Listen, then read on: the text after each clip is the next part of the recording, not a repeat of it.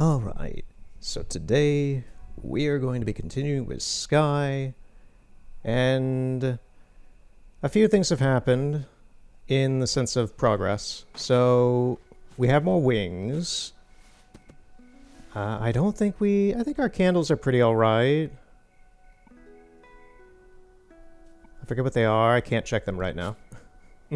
Anyway, let's go down and just kind of get started today.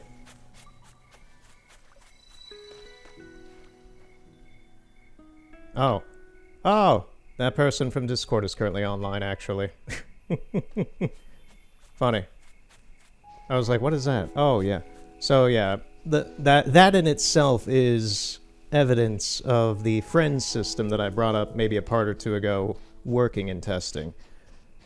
So, we have this person here. We're going to do a bunch of stuff for them. This is part of the Helpful Steward quest line. This person who is the first person we met here.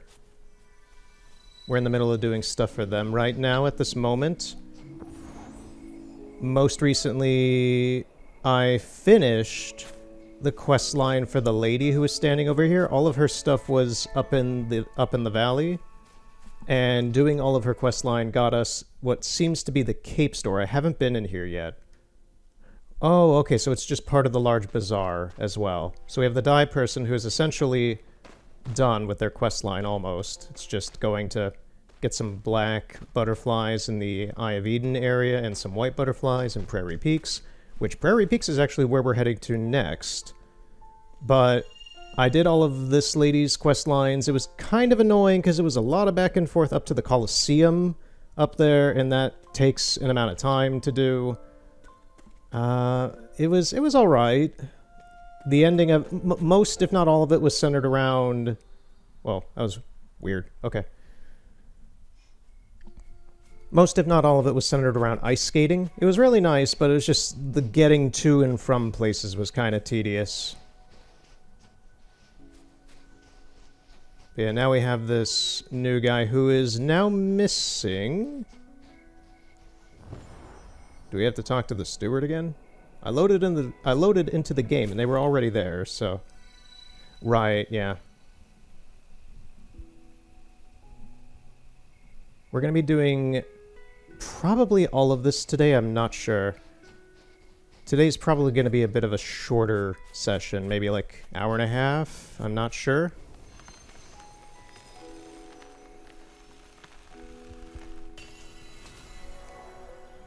Kind of depends on how long this guy's quest line is, and whether or not if it's short enough to merit doing more stuff. We'll see. I have no idea.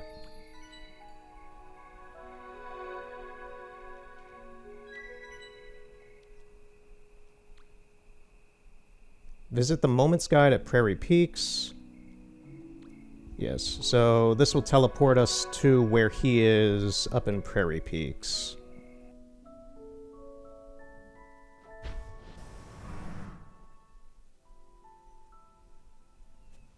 Oh, it's the old-looking dude who was under the rock last time we were here. Okay, I didn't realize this was him.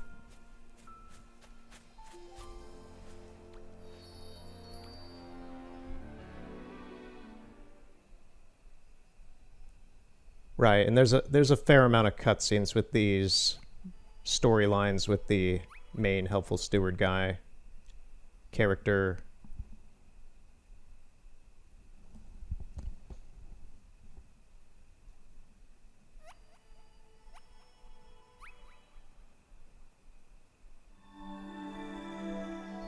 Photograph the reassuring ranger's favorite landmarks. The Moments Guide will teach you how.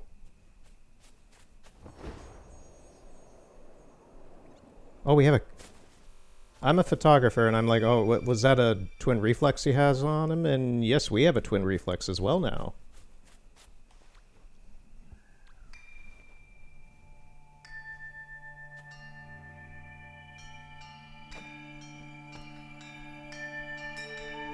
Seems like someone else is doing the same mission. Follow the Moments Guide to learn how to take your first photograph. My first photograph, you say? Oh, this takes me back to 2004, 3, 2, 1. I don't know when my first photograph was.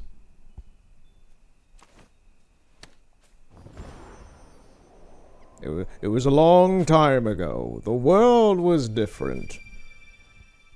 The Rock Monument. How do I take out the camera?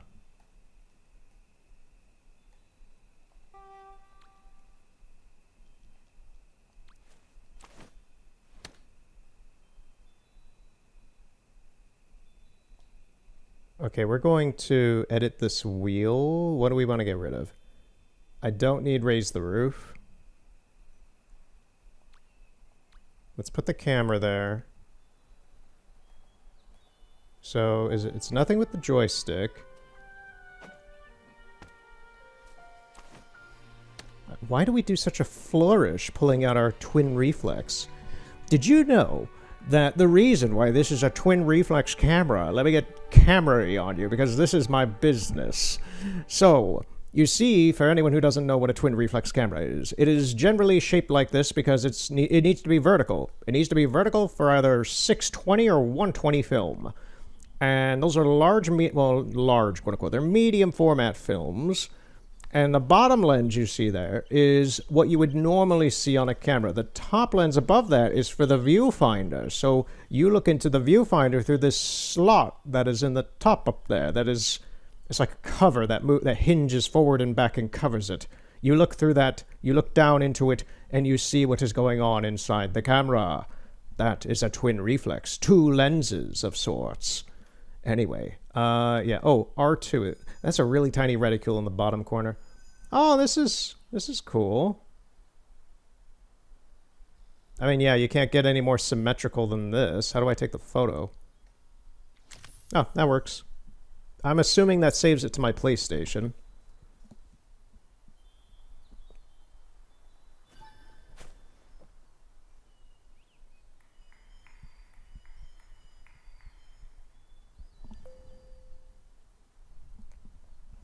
Right, so...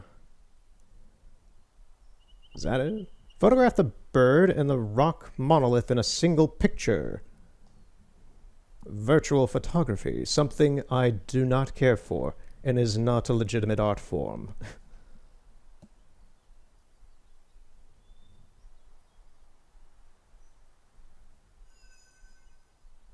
How do I zoom in? Oh, they just call it adjust. Ugh.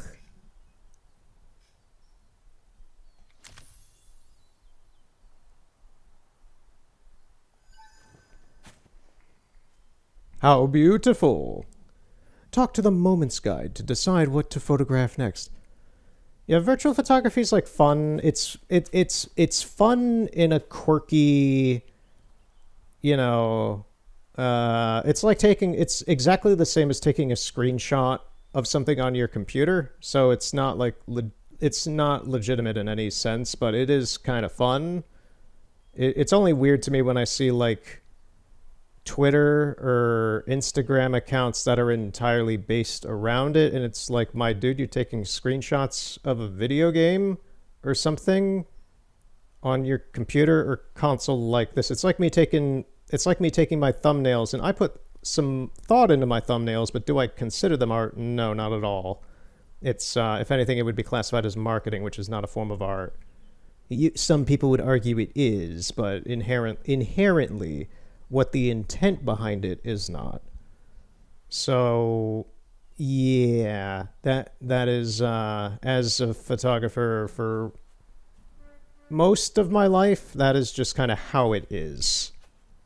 That's not even entirely a biased thing. That's just how it is in this industry and field. So, like, it's fun to have fun, but when I see people like take it way too seriously and I see people base like their entire life around it sometimes online, and to me that is a really strange form of delusion. So, like this game is utterly breathtaking and beautiful. I would never consider, like, you know, taking a screenshot of this to be inherently art. It's the video game. The video game itself, this media I'm playing right now, is the art in itself. So you're not making anything new by doing that, taking a screenshot. Anyway, I ramble. So talk to the Moments Guide, decide what to photograph next.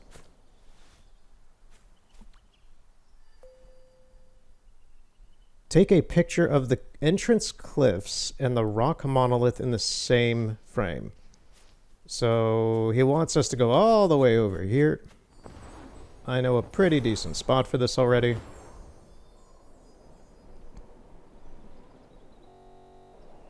Speaking of photo stuff, I don't think I've brought this up, but I am very excited to get back to working on some of my projects this spring and summer, because I just got back the test results from some film I shot with my new lens. Maybe I could cheese it and just do it here. It depends on how wide the aspect ratio, what the focal length of this is. No, bring it back out. Oh yeah, we can do this. It's pretty much just 1-for-1. It's so blurry when you actually take the photo.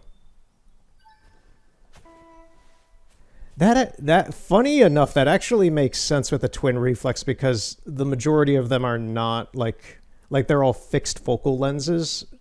So they normally have like a range of like 8 to 10 feet or something. So anything that's like further away like that or really close up between that ratio is going to get blurrier. So it actually makes some decent sense that the photos I'm taking of a landscape like this are kind of blurry. That makes actually some real camera logic. But anyway, I got back the results today of some of the film I shot with a new lens for my cameras for a project I'm continuing for the spring and summer seasons that I've been working on for well over 6 years now. And I'm happy to see that they came back good. They came back very good. This time of year is really bad for testing anything because 99% of the time it's cloudy. I literally had a 1 hour period last week where there was sun, and I took advantage of that to test this thing out. And I'm glad I did, because we're about to get a snowstorm tomorrow, and it has been cloudy forever. That's the thing, is like, I don't think people in like Florida or California fully understand that, like, no, when it's winter up here, it's not necessarily snowy, but you don't see the sun. You don't see the sun for 5 months or so. It's like what people imagine Greenland or like Norway is like, or Siberia, Sweden. You know, it's very much like that here. People probably in like Maine and Oregon and Washington probably understand that. But yeah, you don't see the sun that much at all. You might see it for a total of a week in total over the course of like 5 or 6 months or so. Once spring and summer hits, everything's fine, and it's very nice out, and I love it, and that's when I am happy. So, you know. Photograph the biggest waterfall.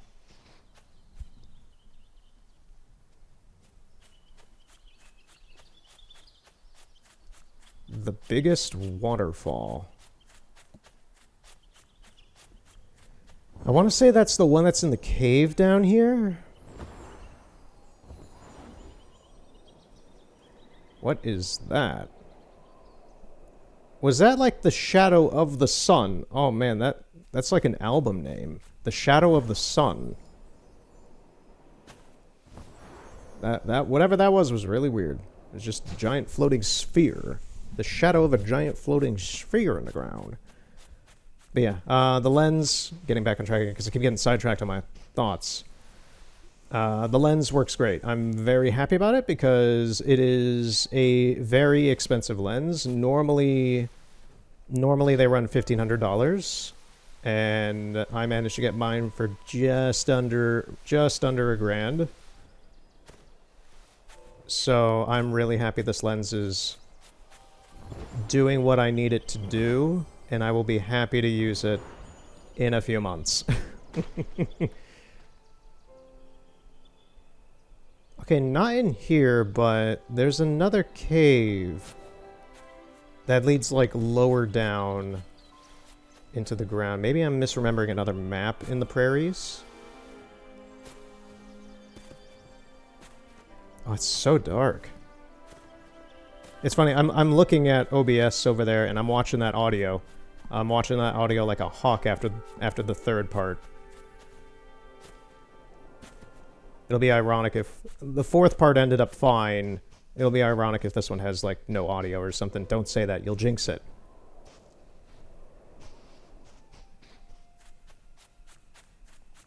But yeah, my TV is a lot darker with its dynamic resolution.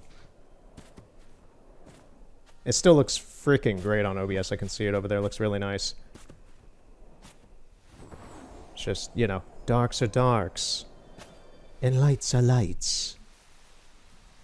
Oh yeah, it looks so nice and buttery smooth.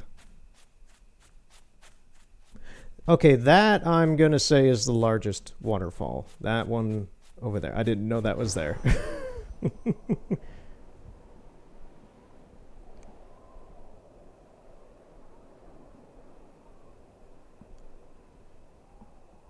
Since there's not a whole lot going on in the game right now, we're just running around. This was kind of why I decided to do the lady with the ice skating stuff on my own. I was like, you know, this is kind of just running around doing busy work quests for these NPCs to then join the bazaar and stuff, so that we can, like, you know, get capes and do other things like that in a way.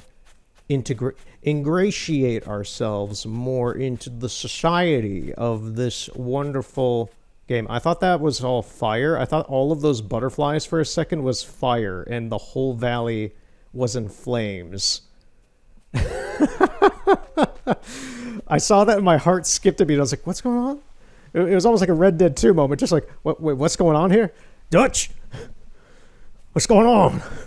What happened? Is it the Pinkertons? No, use the camera. Use the camera.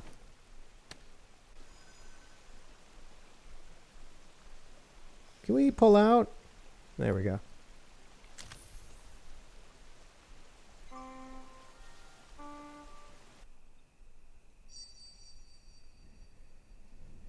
But yeah, the lens that I did get is a Nikon AF Nikkor 200mm ED micro.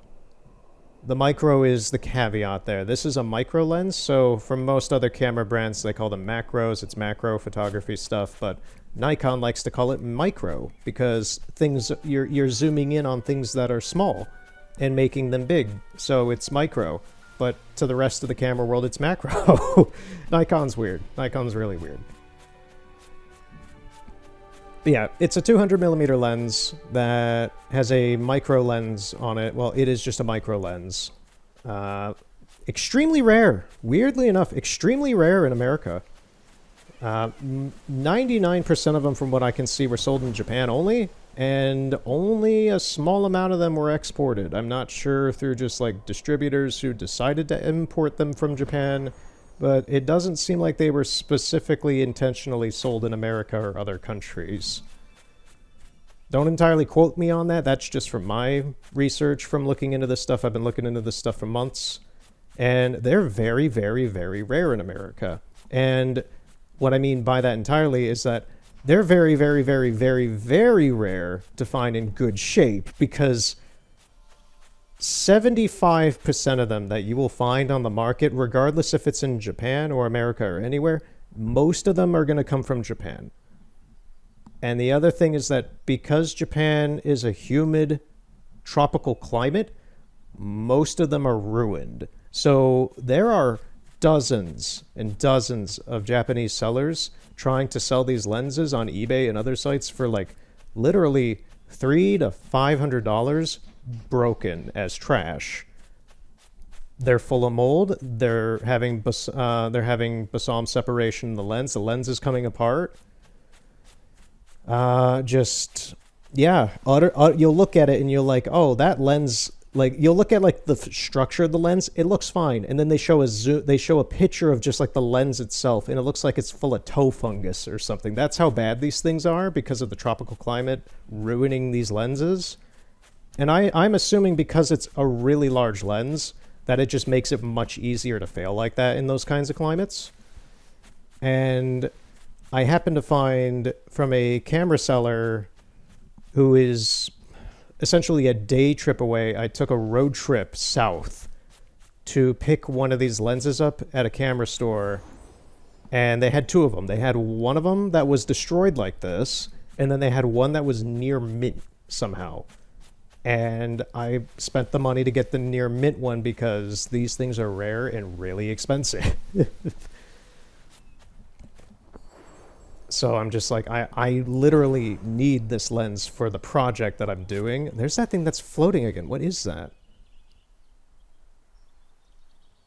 You see that? There's just like a circle sometimes in the ground as a shadow. I'm not sure what that is.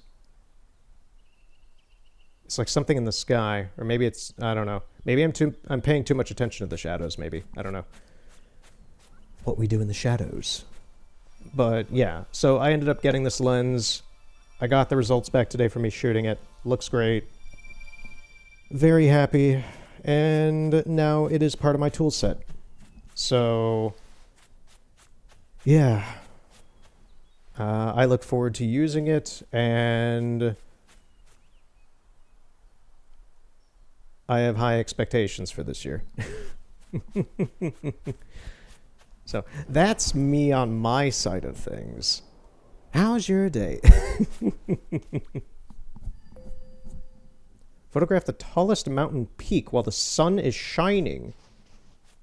The tallest mountain peak.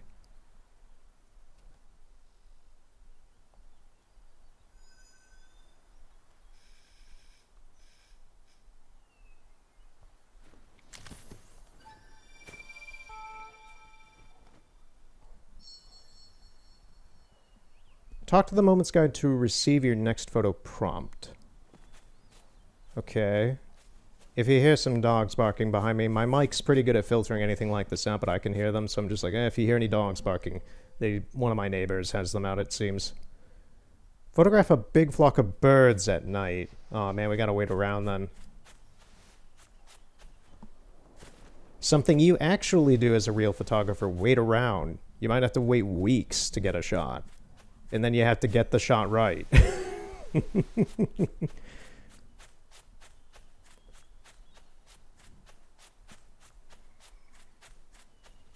Now, if we were a hack fraud, we could do a day for night shot. Like shoot this against the blue and black backdrop of the mountain, and pretend that it's nighttime through like editing or something. That would be funny. Yeah, I didn't know there was a camera in this game. Like, I assumed at some point there would be some sort of, like, virtual camera for you to take photos of things and such, but not, like, literally a camera for your character to have. That's really cool. I kind of want, like, a model of this thing now. I have a Kodak Brownie Hawkeye, which is fairly similar to this. It's not as vertical. It's a lot more fat. It was designed for 620 film, which does not exist anymore. It was Kodak's dumb attempt at like re-spooling 120 regular film into some sort of proprietary format on a spool. And yeah, they made a bunch of those in like the 60s and 70s, maybe yeah, the 50s as well. I forget when it originated. It died out in like the early 80s or something, because people just did not care anymore, and sales went down for it. But you can override that like I did by bending a few of the security clamps inside the camera away. You need probably two people, one to hold down the camera and someone to physically bend back the iron clamps inside the camera to kind of... You're not breaking it, but you need to really bend it like you're bending real metal. To allow 120 spools to fit inside of it. That's what I had to do. Yeah, we straight up just have to kind of wait around. I think it's fine. I could talk about camera stuff all day. This is my thing. I don't tend to prefer to talk about it on the channel because it's my thing. But, just like we got nothing better to do and this is what we're doing. We may as well. I think this is the last one. The little node on the left there is almost full, so this should be like the last. If not, it's the second to last, probably. Yeah, we straight up have to wait until it's night. I don't know if I don't believe that there's a way to speed up time here. I'm pretty sure this is server-side stuff. alongside with the rest of the world clock. Don't quote me on that, I don't know. I just know that the time here seems to be regulated, it seems, with the players in some manner. I'm not sure if it's instant by instance, like for people in specific instances of the game virtually, but I'm not about to think too hard about that right now.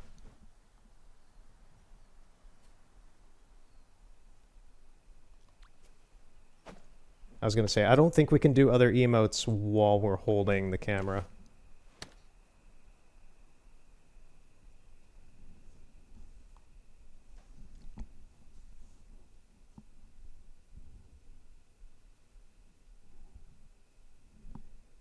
Okay, it's starting to get night. It's kind of twilight-ish.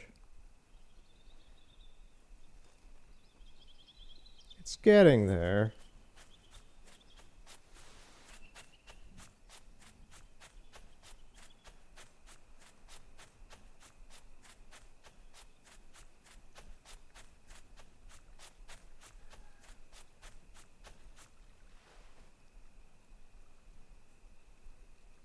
Where is the flock of birds?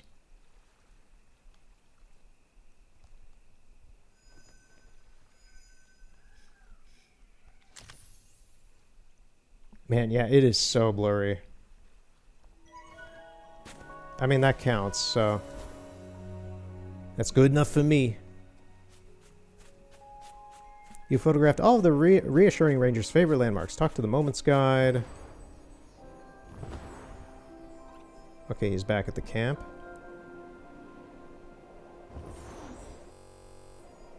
I will say, so far this one is actually a bit better than the valley one with the ice skating, because that was mostly me going just up and down the mountain, up to the Colosseum, back down to the Town of Dreams, or whatever, the Village of Dreams, back up to the Colosseum, back down to the village, back up to the Colosseum, back down to the village. It was really just like, and it took like an hour and a half or two or something. Not the greatest, not the funnest quest line. And you have to do these to progress this, the helpful or hopeful steward or whatever's the main quote-unquote quest line for them is to help all these other people who are prospects for the town. The Nightbird Whisper is determined... Didn't get to read the rest of that. The Nightbird Whisper is determined. Follow the Moments Guide to photograph the Nightbird Whisper's favorite light creature.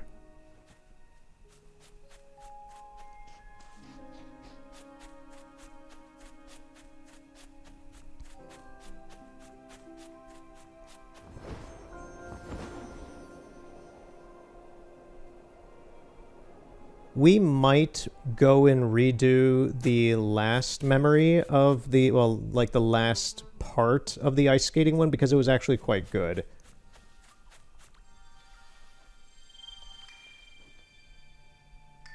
It was straight up just a ice skating concert, and I thought it was pretty alright. Keep your distance from the light creature to avoid disturbing it.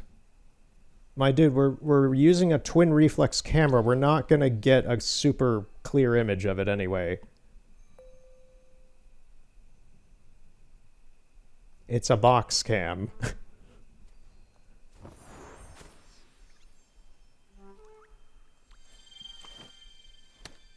Watch this person run over and scare it away.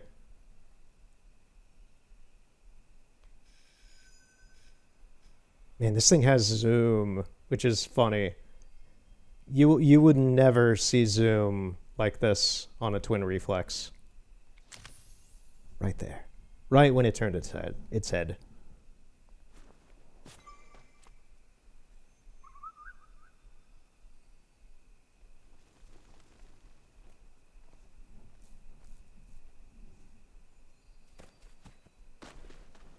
Follow the light creature. Oh, I saw it.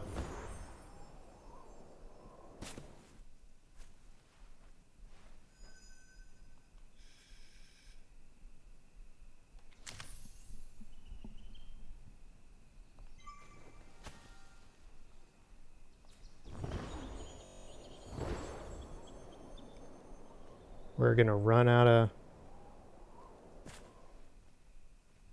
flight, maybe?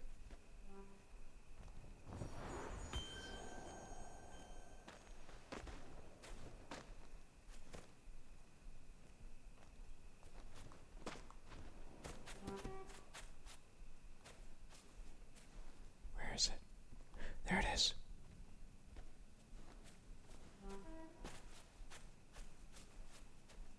Oh, it's circling.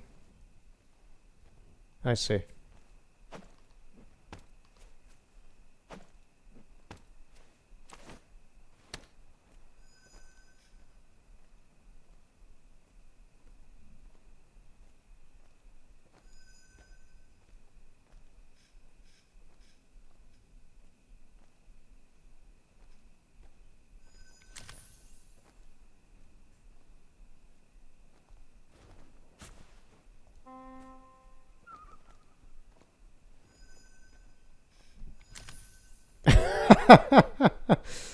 Sasquatch quality picture.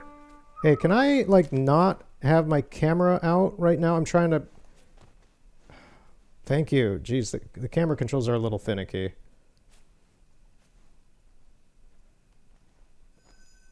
All right.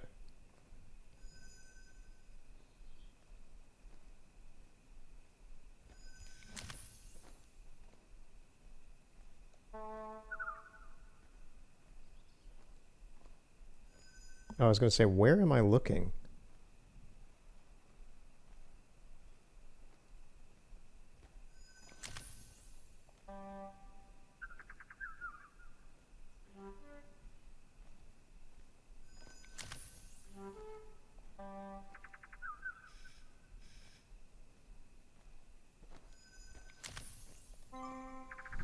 Okay, so it didn't want the zoom-ins, it wanted that.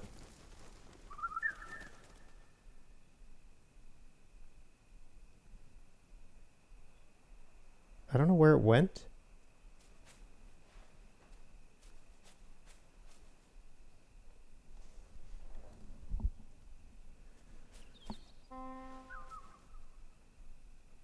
I can hear it.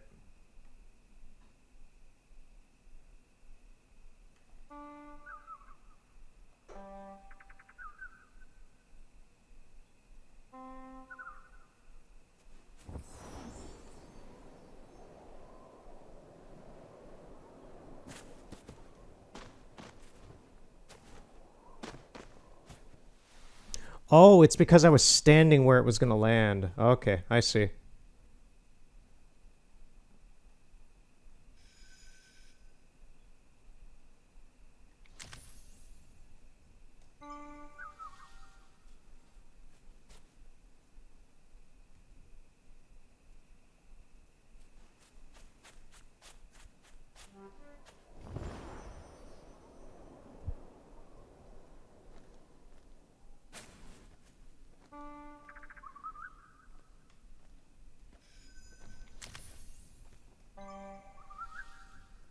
It's good enough.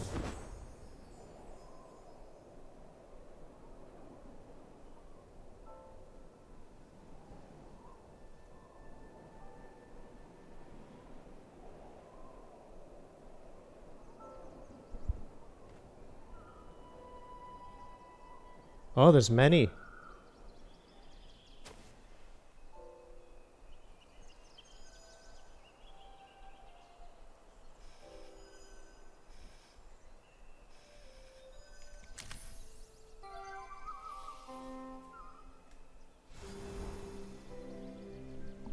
Right.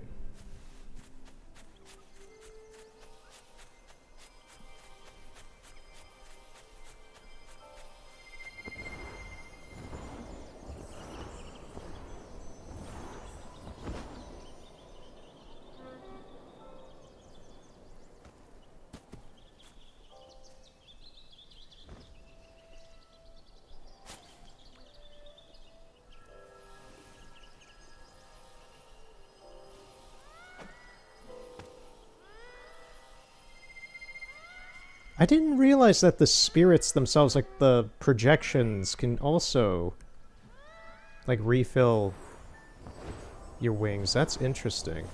Very helpful.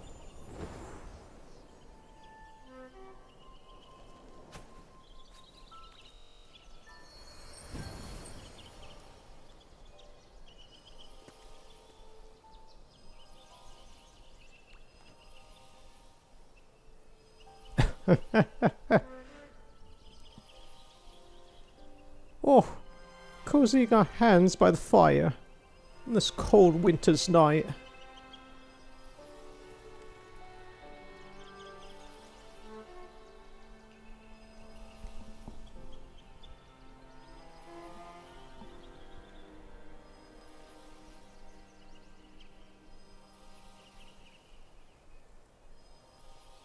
This is taking forever.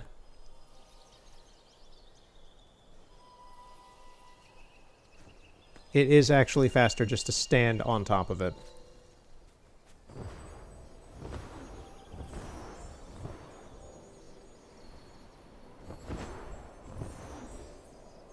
Can we get it? We did. Yay.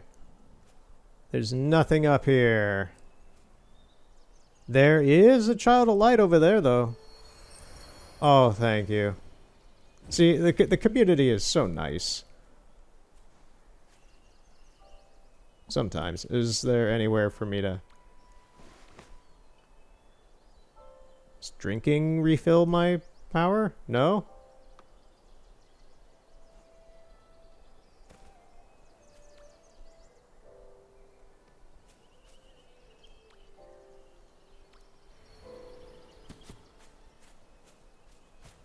Anybody got a light? Oh, man. Come on, we're so close. Is there really, like, no... like, there's fire here, but this is, like, decorative, I think.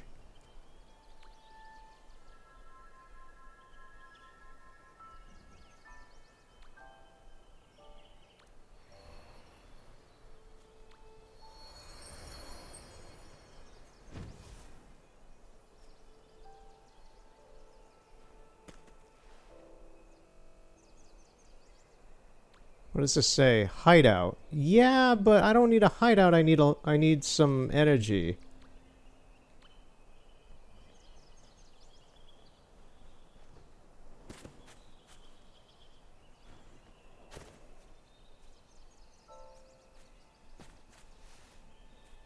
Man.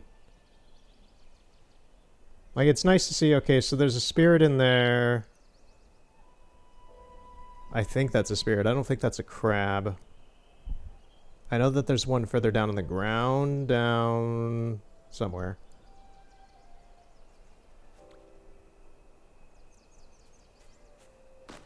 Yeah, this is a very unhelpful hideout, my dude. I'm just gonna tell you that. Who am I telling? I don't know. Some random person who put it there. Okay, did someone put something here?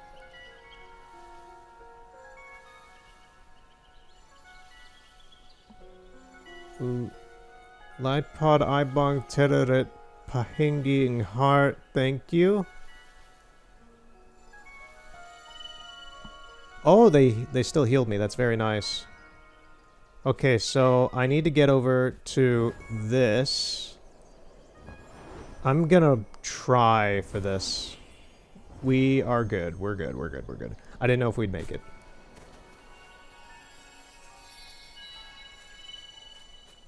We're at 42.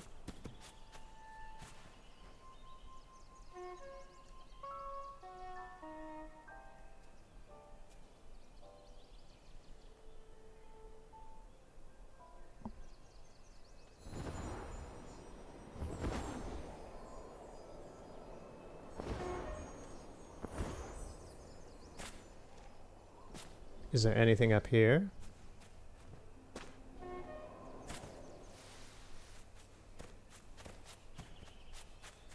I don't think so. So where was that spirit that we saw before, real brief?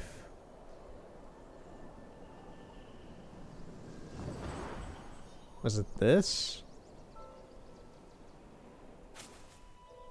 No, this is a player. Oh, it's two people.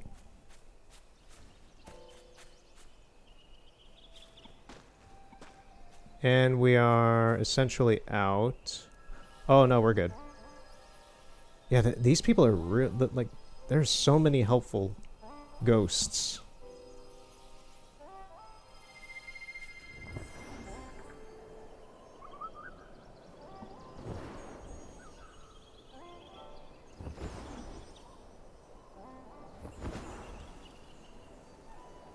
I could have swore I just saw, like, a spirit down here. Alright, never mind. We'll come back later if we need to. Or I might be back here on my own and find it, I'm not sure.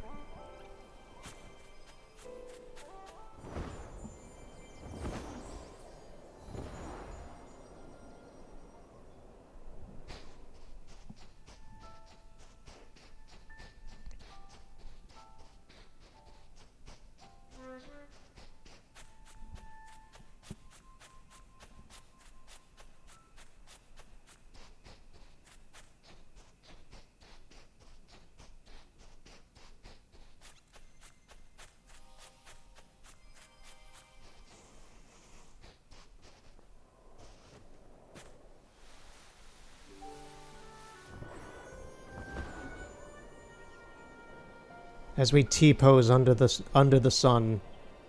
Oh, there's a dude up on the rock.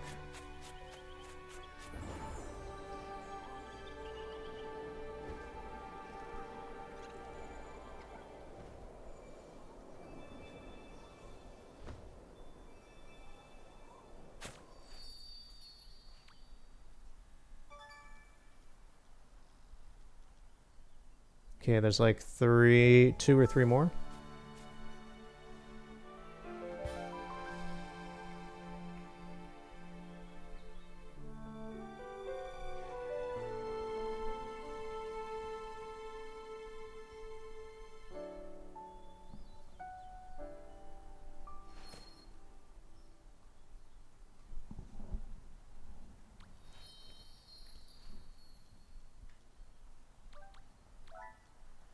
We're gonna buy the heart from him.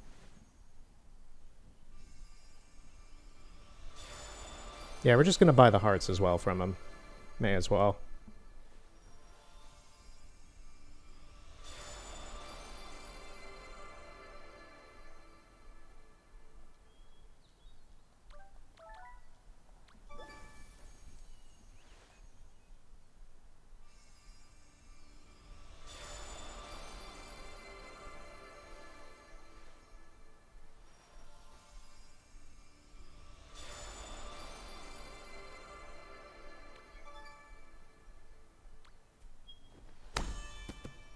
Oh, high-fiving! Photograph the Jolly Geologist's glowing crystals.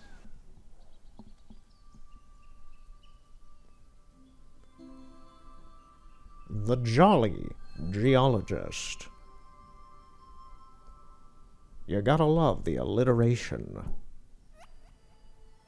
The pandering pantomimes of the poltergeists will pompously parade us around the property. The premises.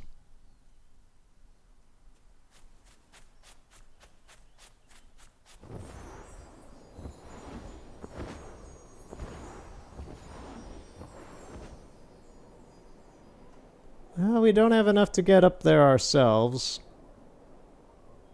We're about halfway there.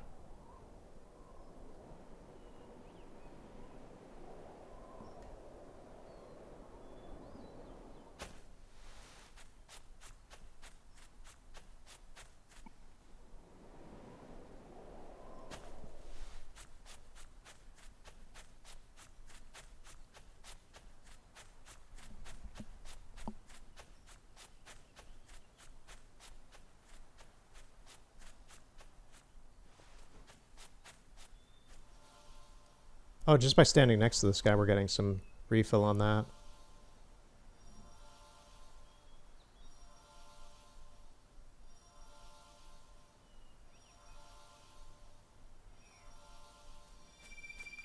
Nope.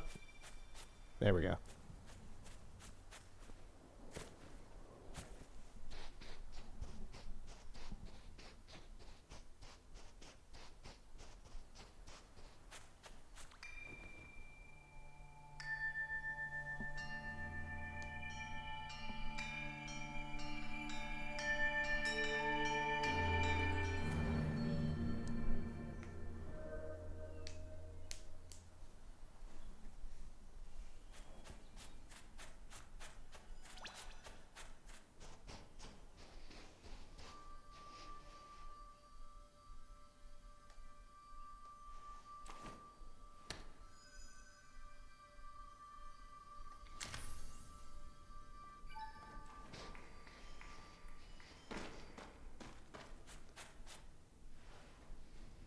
Find 4 more crystals.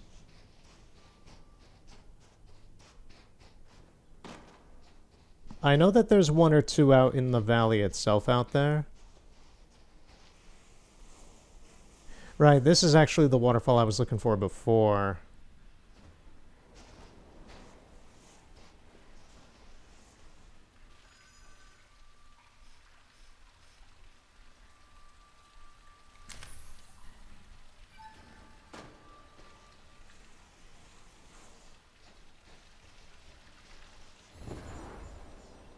I don't see anything on the ceiling. Yep.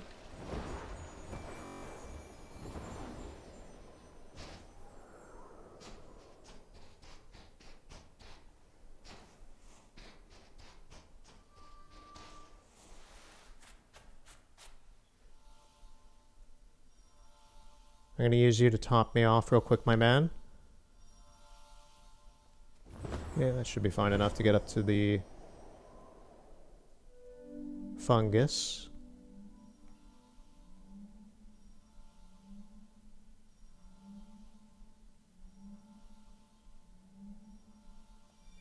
Alright, let's see what's up here.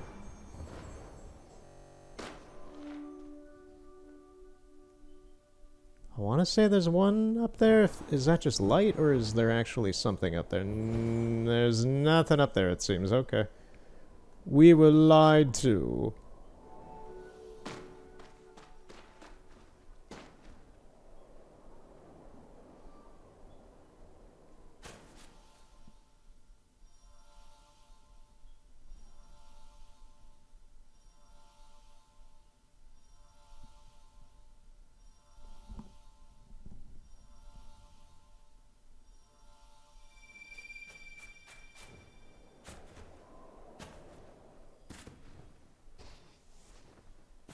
Okay, there's one.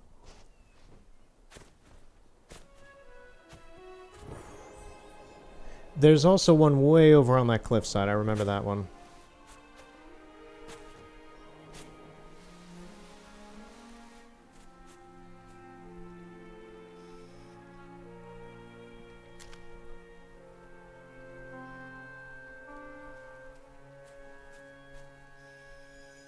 I was going to say it's not counting because it's not glowing yet. There we go. Are there any others down here? Not that I can see. We got the little seal things. Oh.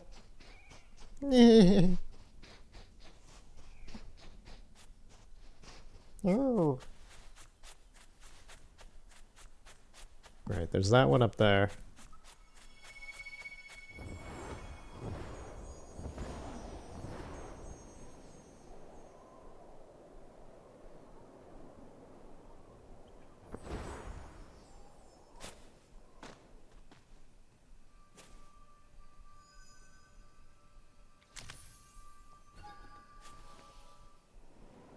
Oh, we need another one. I would assume it's in this other cave then.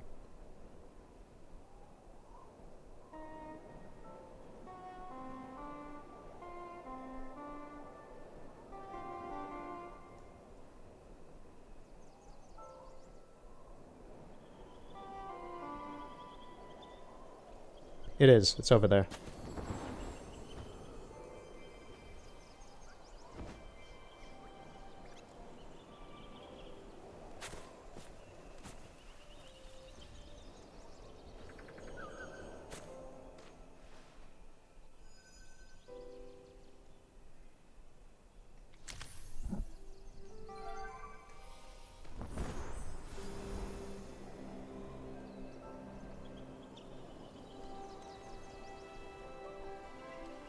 Oh, duh. There was another one over here that was right at the front entrance.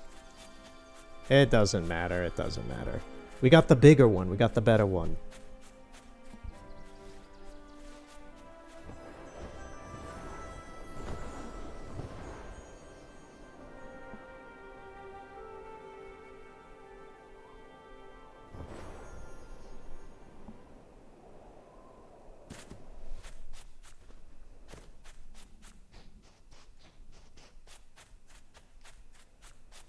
Now, is he going to be back at camp, or is he going to be back at the cave?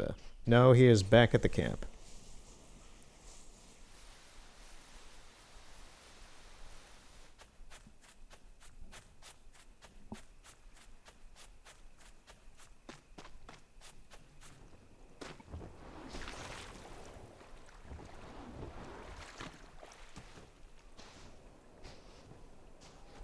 It is kind of funny reading some of the player messages with their ghosts left behind sometimes.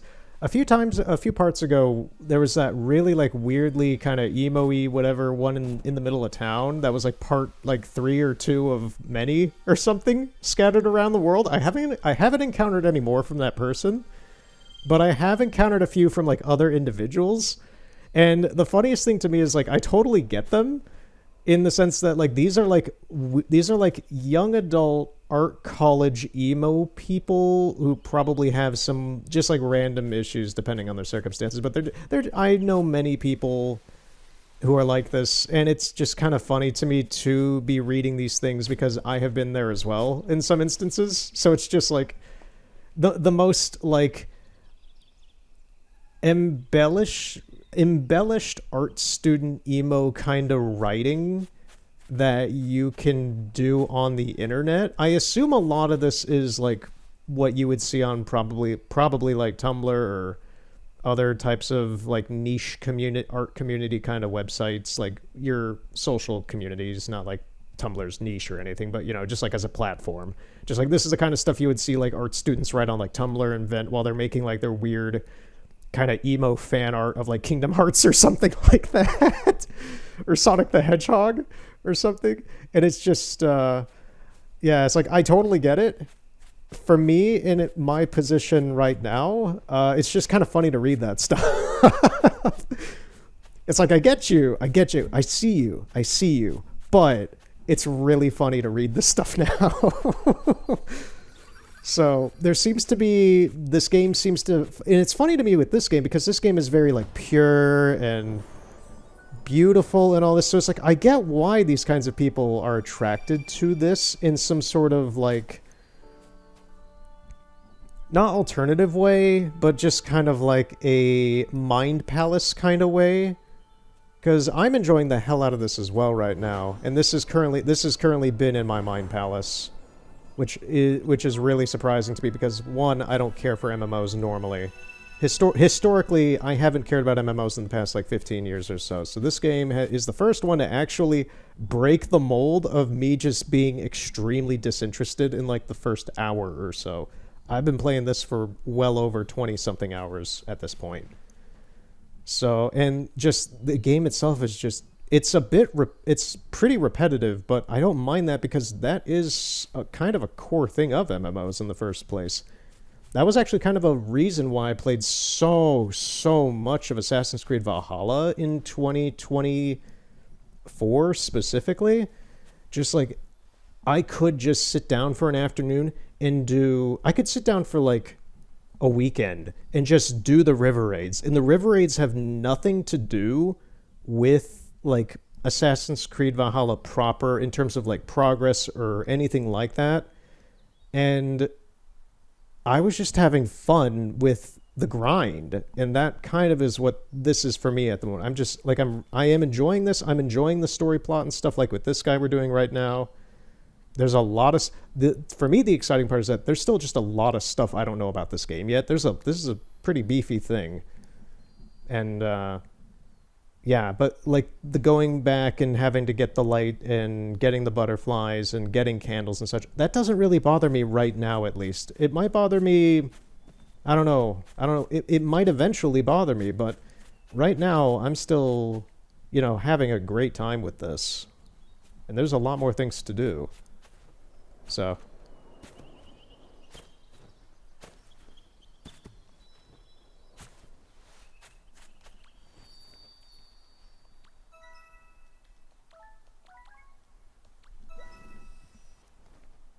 Speaking of candles, we're starting to get kind of low on them. Ah, that audio glitch. Never gets old. I will remember that glitch for a long time.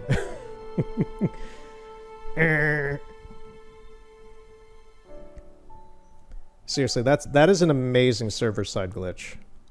Just the music lagging out like that.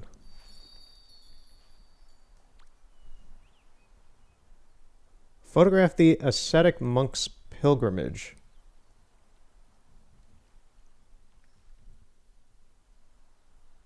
The ascetic monk is embarking on a pilgrimage up the mountain. You know, normally when people like do a pilgrimage like this, they want to be left alone.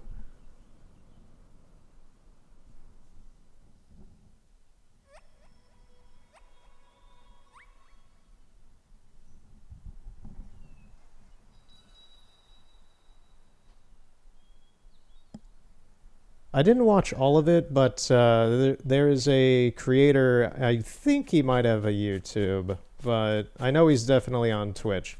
He goes by Sensei Martian. I know about him through Mokohankon and Dave Bull.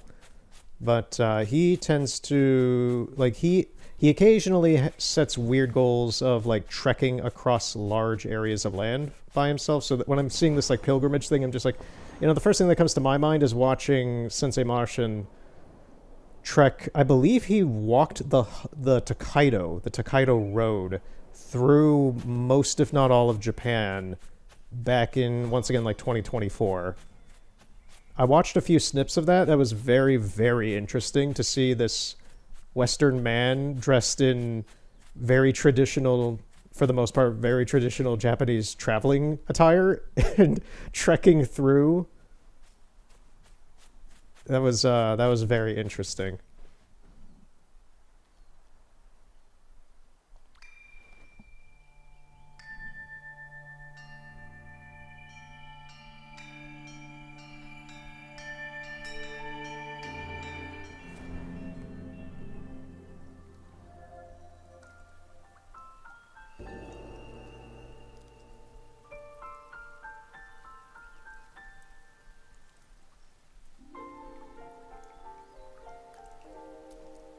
Okay, does this rain hurt us? Yeah, okay, so the rain in this world, regardless of where you are, is just toxic. Huh.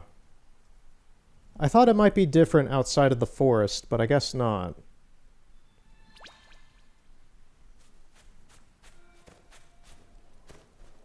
I guess water in itself, like, I haven't noticed it too much with swimming or walking in water too much, but I guess water in itself is straight up just hazardous to us.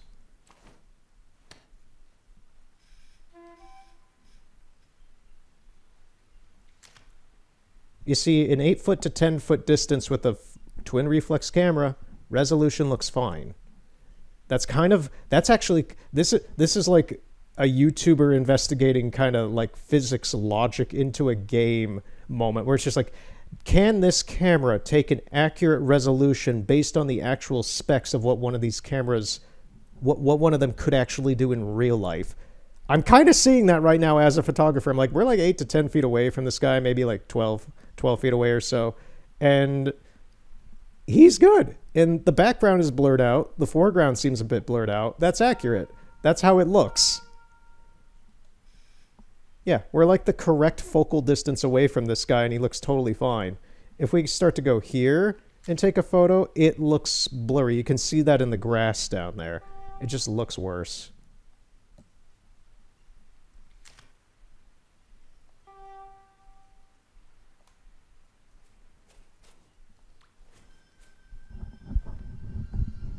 That's actually kind of wild to me.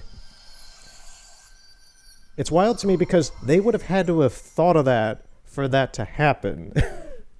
For that kind of blur to happen at that distance. That's not a mistake. That has to be intentional. Someone did some research or has hands-on experience.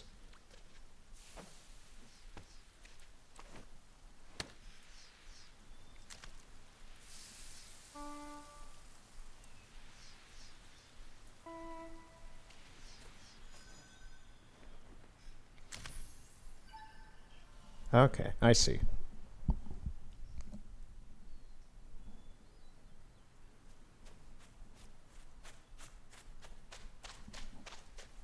Yeah, looking at the time, probably actually after... We might finish the rest of this. I'm running a little low on time today.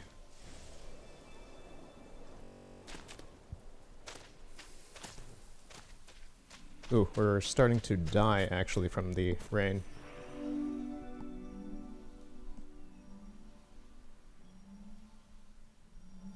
Okay, there we go.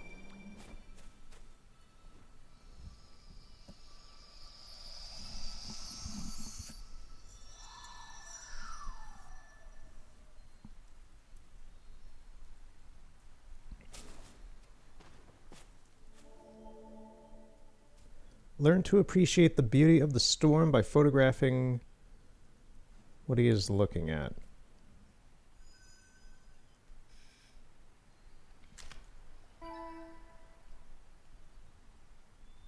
Yeah, I kind of thought that this would be more about taking photos of him along his journey, but it's much more about taking photos of what he's looking at.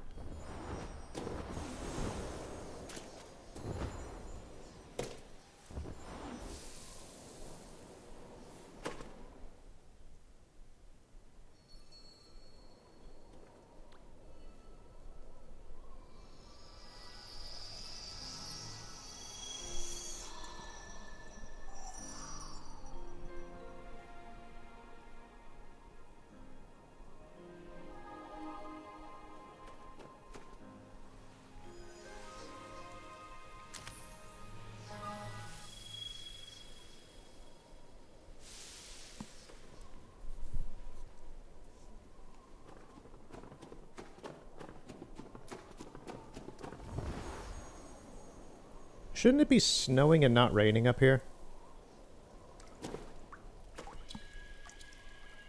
The ascetic monk is in a deep state of meditation. Use your zoom to capture the monk without disturbing him.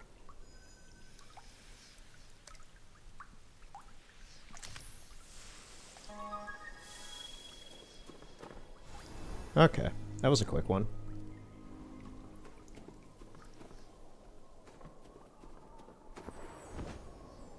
Seriously, I love how the sound effect for the wind is straight up just the stock sound effect that you hear in like a lot of 90s PC games. That's funny to me. And we're standing.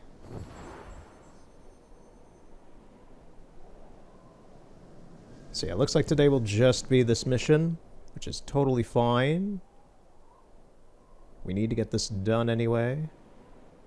The next part will be a lot more substantial, probably. We'll see. Eh.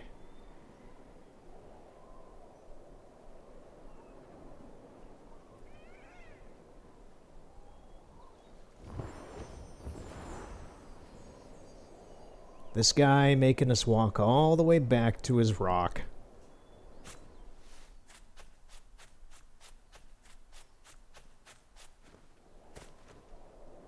Imagine if you had to do, in Breath of the Wild, imagine having to do, like, missions at the castle, Hyrule Castle, and having to go back to the Great Plateau every single time you finished a mission. That's kind of what this is like. It's just like, it's like a couple minutes of just running around, which is fine, but...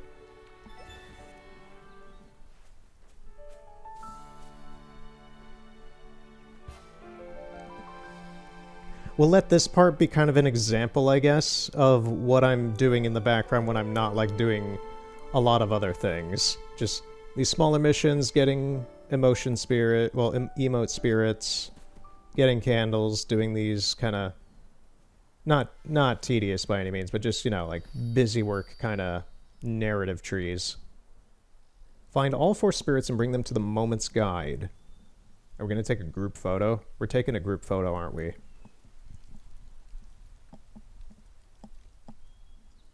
Now that the rain has ceased, the flowers and prairie peaks have begun to bloom.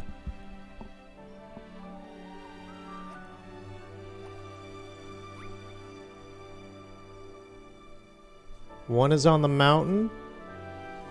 One is down there. One is in the cave. I have no idea where that is. It's right next to a Child of Light. Find all 4 spirits and bring them to the Moment's Guide.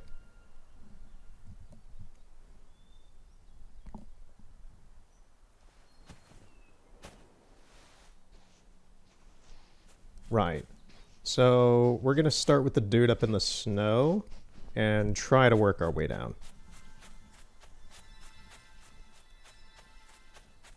Here in Prairie Peaks, one might spot a light deer, a mythical creature of great importance, and a light seal. They fly through the air, catching dragonflies and wondrous and whimsy. The wonders of nature don't know entirely what they're doing here. Their magical powers do not comprehend the logic of science.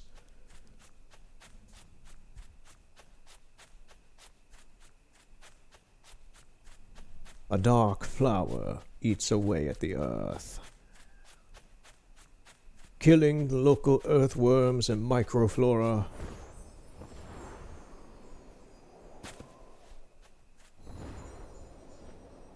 I'll make a second channel about as like a fake David Attenborough about the biology of this place. I'm not doing that, but that would be like a funny April Fool's Day or something, I think.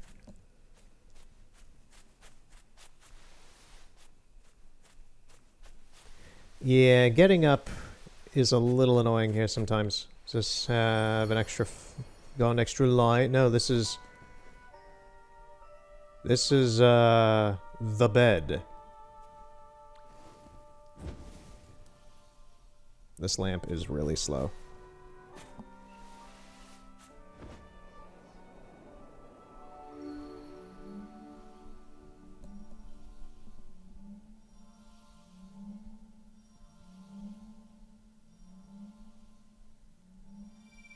Alright, let's try that again.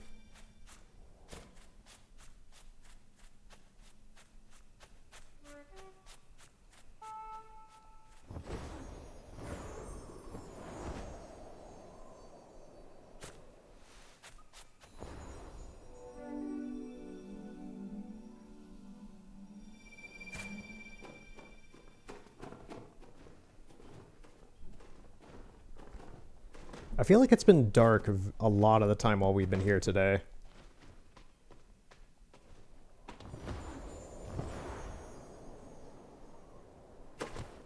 Is he up here?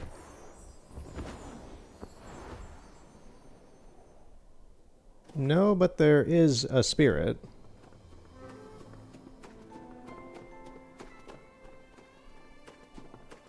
So, good to know that. It's like, it's so dark. It's a little brighter on OBS, I can see that, but not by much. It's like, I can't see where that dude was looking out from to get a gist of where he might be up here.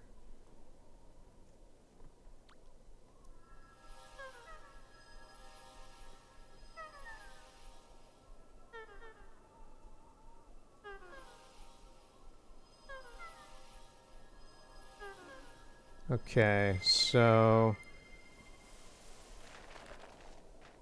we're gonna fly around and just see if we see him. Ooh, we fall pretty fast up here.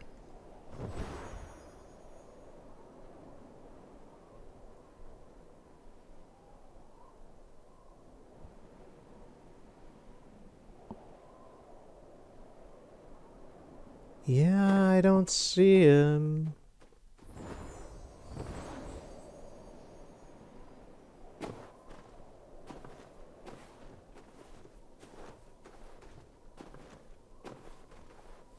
Like, it's not that dude.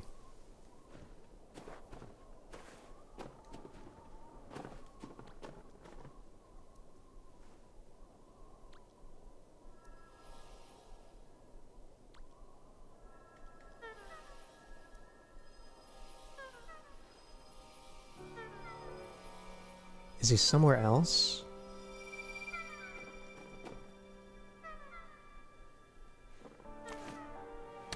I can use this kind of like a binocular, I guess. Take a look around.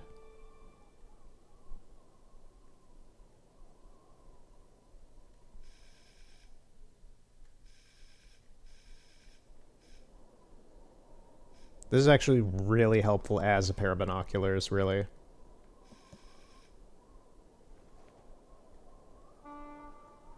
Oh, I can walk around with it too. Okay. First person mode. Ooh. That is a player. Yeah, I thought he was like up here.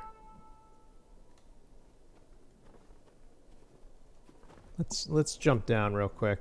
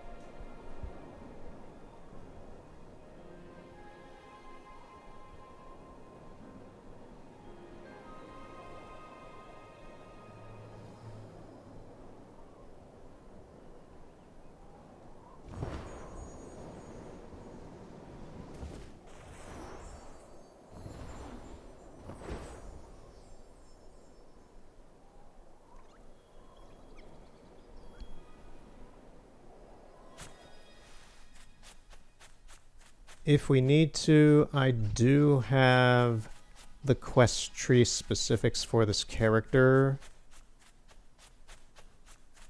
I think I might actually pull that up now. Just because it's just like, I am tight on time, and I don't want to really just run around aimlessly here.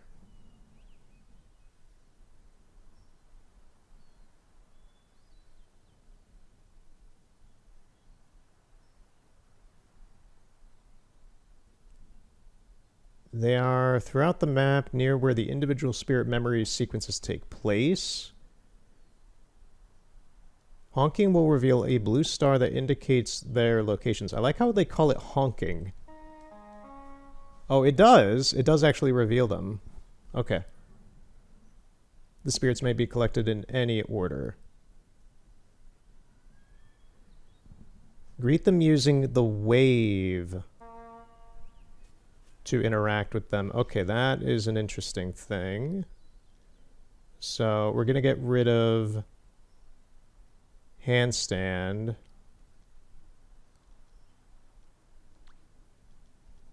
With wave, do we have wave? Yes, we do. Okay.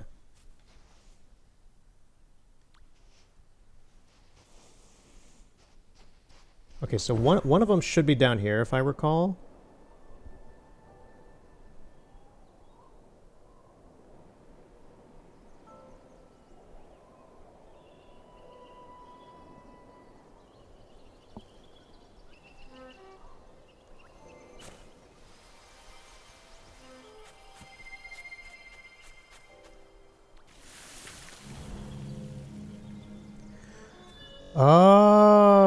Okay, I see what's going on here. Man, we're probably not going to be able to do this today then. So that one I saw up at the top was one of the ones that we needed. So here's how this is going to go then. I'm going to get this spirit. I'm going to stop for today for me, but this video is not done yet. I'm just going to continue it next time I get the chance to play this.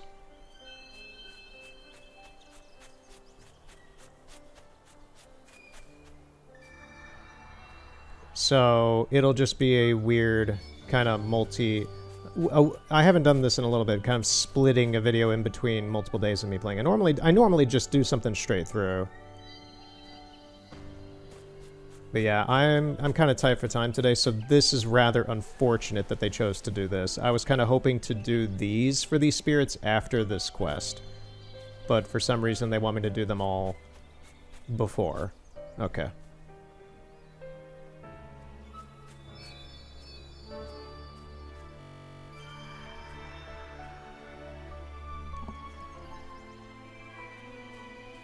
It's no biggie, it's just a little bit unorthodox for me.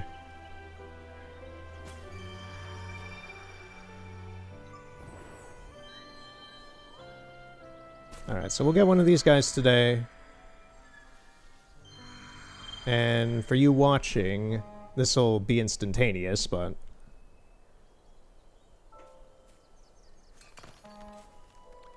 we're gonna skip ahead to another day after this.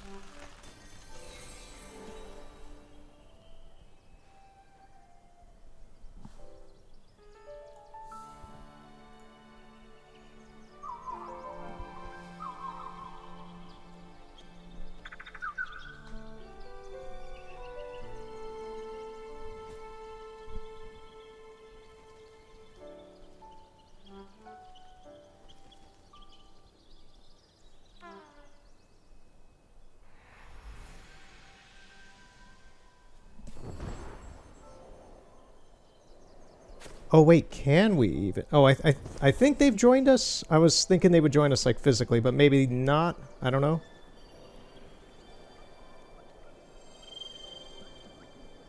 Who knows, man. Anyway, we'll figure this out next time exactly what's going on. I think I see what's going on though. So this is weird for me, just kind of cutting and then having to continue this in another day. In any case, we're going to stop here. We're probably going to be respawning back at the start, so I'm going to have to get back here on my own again. So, see you in a moment. Alright, and we're back. It is the next day for me, which is a really weird day for me to be doing this because I am trapped inside my house with a blizzard raging outside. So it's like, I have plenty of time to do this today. But now my only concern is the power going to go out? Because it is horrendous out. It is straight white out. It is nuts. Not fun to drive in. So, yeah. So anyway, we're going to continue today. Here's another one of the spirits, actually.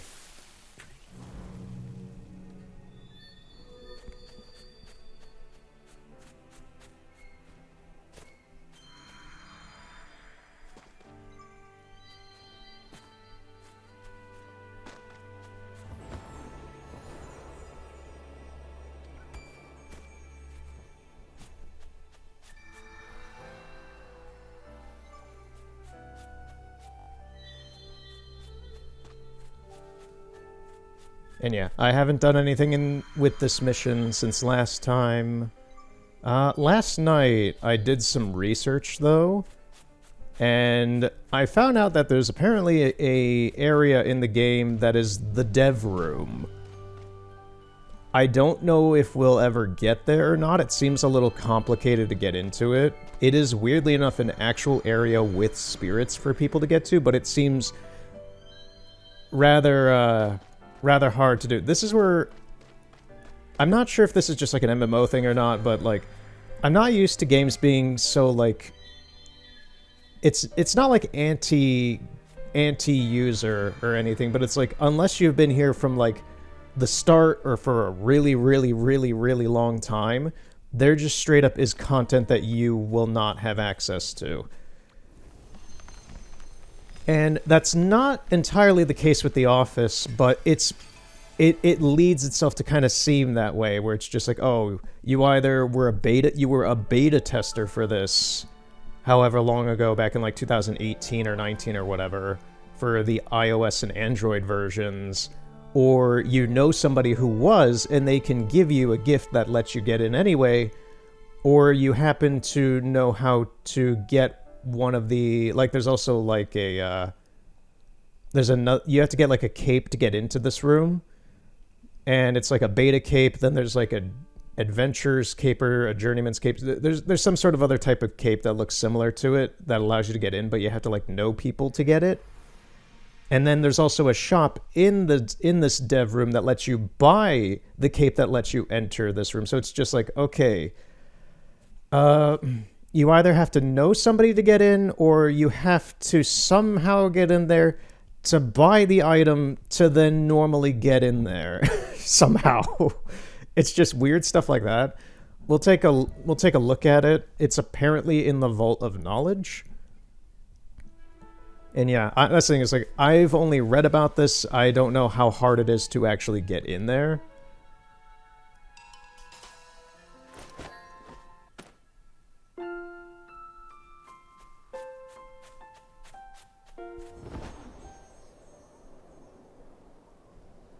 Okay, I think we were done with that spirit then.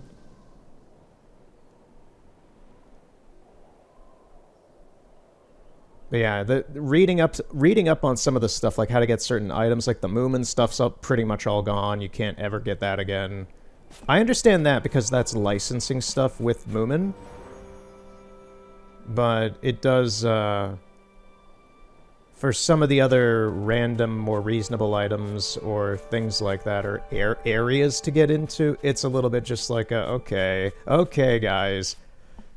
And it's a double-edged sword, because I understand that a lot of that kind of content is mostly geared towards people who have been playing the game for a long, long time, and they want to reward people for doing so, and they want to give those players who still have an interest in this something to do.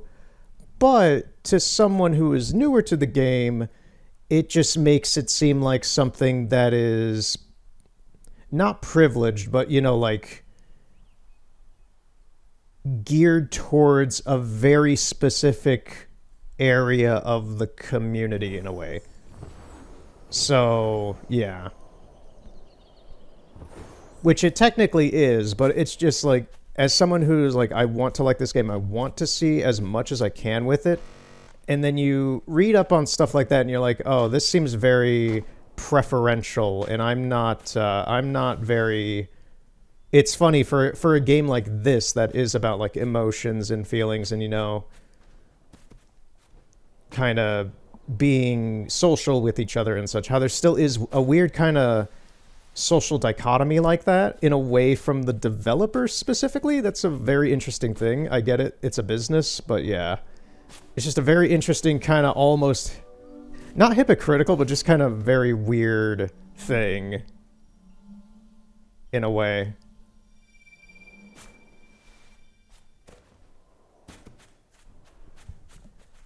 So this is just me talking about some of the stuff I read last night. Don't take it like, well, as if I know all about it. That's the thing, is I don't know what the office entails. I've seen a picture of the front of it. It literally has a modeled car, like a real car, in front of it. It's supposed to be modeled after that game company's offices, I guess, apparently.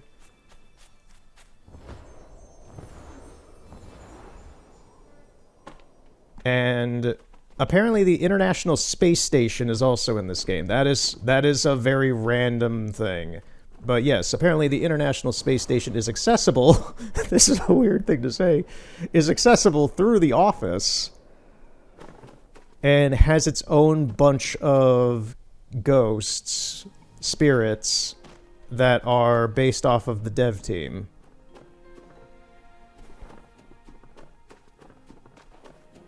So, yeah, there's like weird secret stuff. I am going to show, now that I have plenty of time today to continue this and just kind of show off some stuff, when we're done with this, I'm actually going to see about showing off some of the interesting glitches that people have found that might still be active. I don't know if they're going to be active, but there's a few interesting ones actually in the forest. Prior to last time, I actually spent quite an amount of time in the forest on my own, just mapping it out. And there are some pretty interesting glitches and quirks in the forest specifically. Things that the devs did not intend you to do, mostly, but, you know. I play The Witcher 3, and I break The Witcher 3. if I'm able to go out of bounds and break things in a game, I'm going to take a look into it.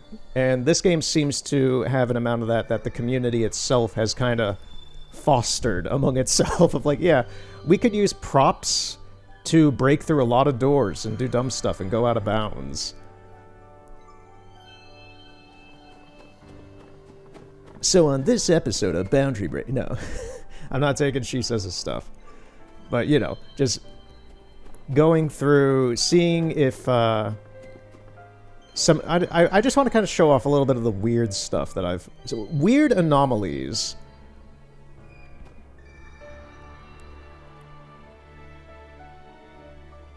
Places that the developers never intended you to hang around in.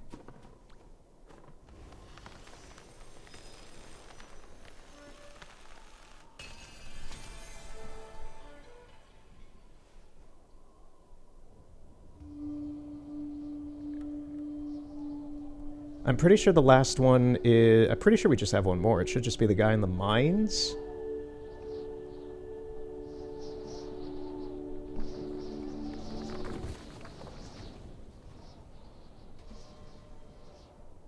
That is an Assassin's Creed Valhalla moment. I hate the Cairns. They always, always are a test of patience.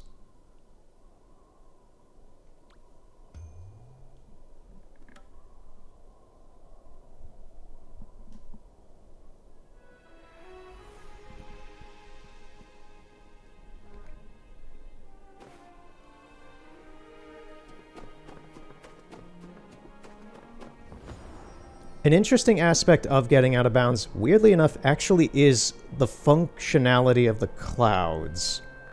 That'll come more into play in an area in the valley that I want to show. But the clouds have a few different properties to themselves. They mostly act as either elevation, kind of when you're flying around them. They act as barriers in some form or another. Ones that are either meant to guide you along or to block you off. And you can take advantage of those properties in certain ways, it seems, if you know how to do so.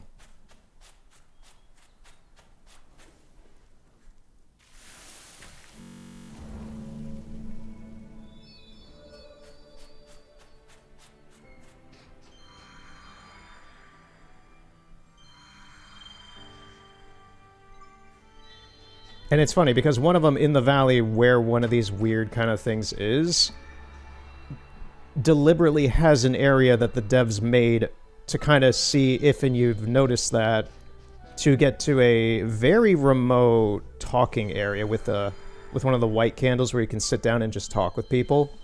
There's a very specific one, and people who've played this game long enough probably have already been to it or know about it.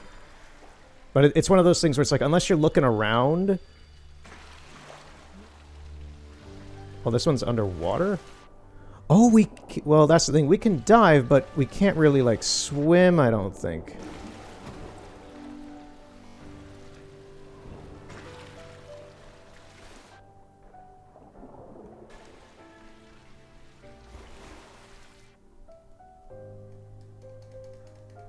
I'm pushing R1. It's not letting me go any further down.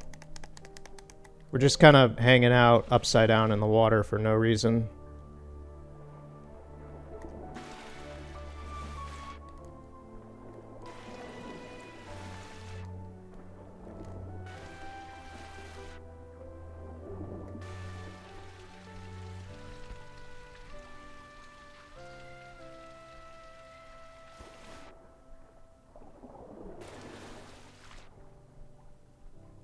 Oh, it's just kind of buggy. Okay, I see, I see. So we can swim, it's just really buggy. I was gonna say, like, I'm continually just trying to go down, and then it just kind of... It's like the game understood, oh, he wants to swim. So then it just let me swim. So that was interesting. Okay. Now I know. Speaking of weird features. Now I know. And now I know there's a wing down here.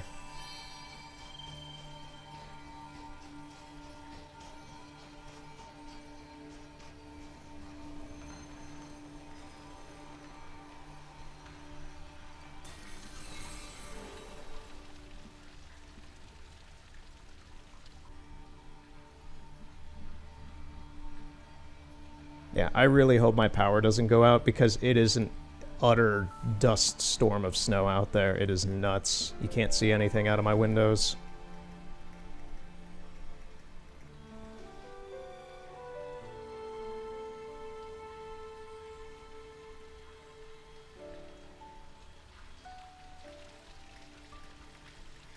Oh, we get to learn a good old hillbilly jig.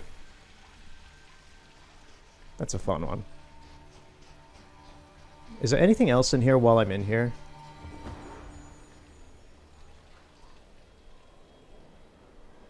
Where does this go?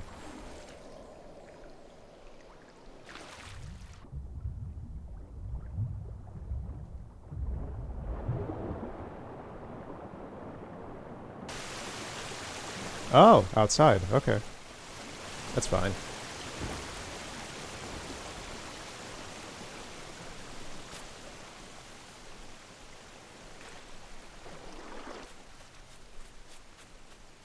I can just hear the wind outside. It's nuts, man. I'm glad I'm in here and not out there right now.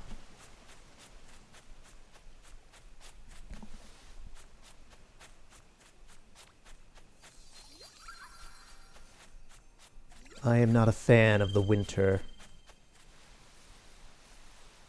I am much more the kind of person that would prefer to sweat than to freeze. Because at least when you're sweating, you can take a shower, my dude. Just like seriously. When you're freezing, your skin crunches up. It's like a pothole. When you get cold, your skin kind of dries out and crunches up because more salt goes to the surface of your skin. Let's get scientific on this. And then when you try to heat up your skin, that's when like your skin starts to, you know, loosen up again, and that's when you start getting like little micro cracks and cuts on your hands and stuff like that because you're expanding the surface area again, and it is not really coping well with that. It's the same as getting a pothole in the road.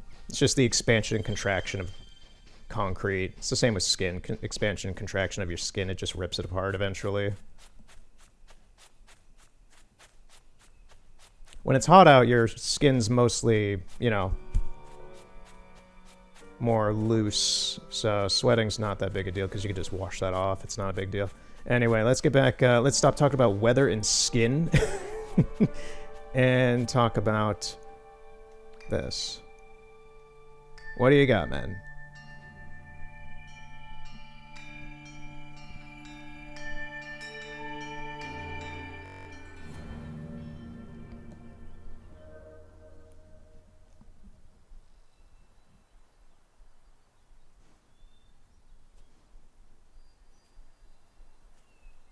Oh, do we have to go find... yeah, I think I see that dude up on the cliffside. So we found the spirits, now we have to find them again. Man, what?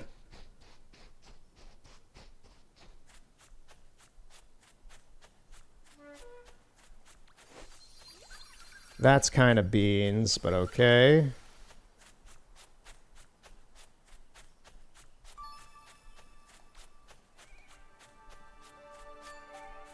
We're going to go for the one on top of the mountain first, because that's probably going to be the most annoying one to get.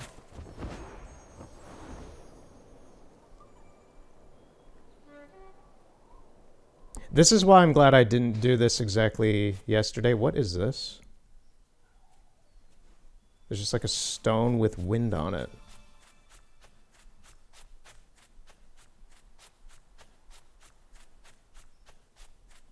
This is also why I'm not super, like, why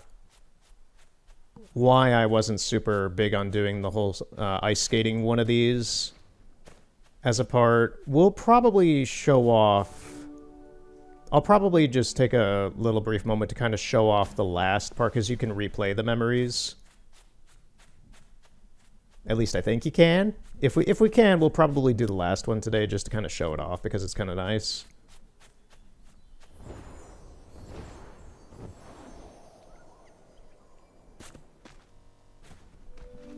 But it really is just... A lot of these missions are just a lot of running around of certain maps This one's not that bad because it is all just happening in this one big map.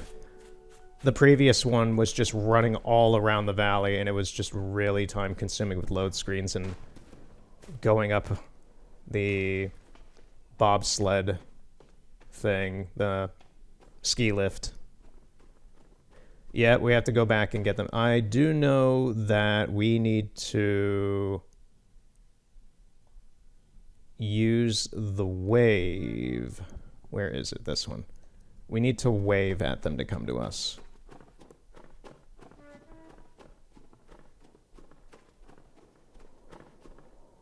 Yeah.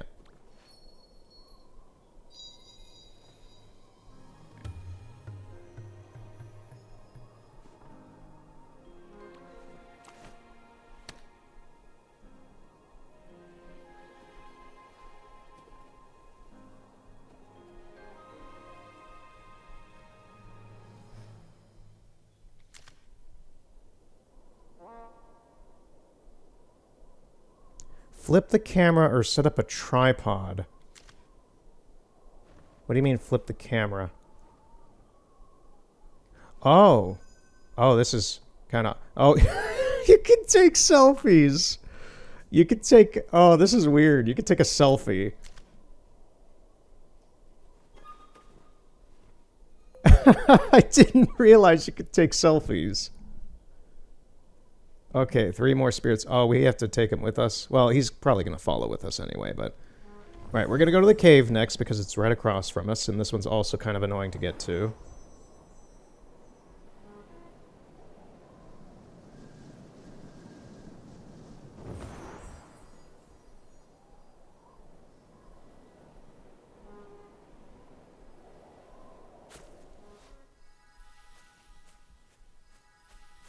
Is this not where the cave is, or is it further back?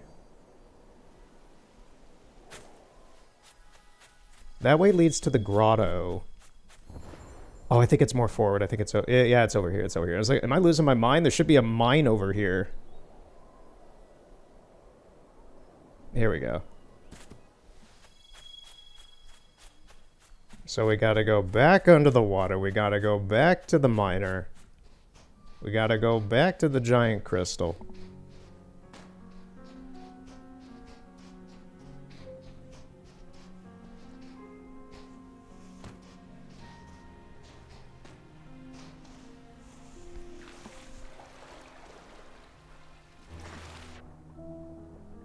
Yeah, swimming is so easy now. You just push the button. Every time I've tried it before, it always resisted like it was before. So I wasn't even sure if it was actually a feature.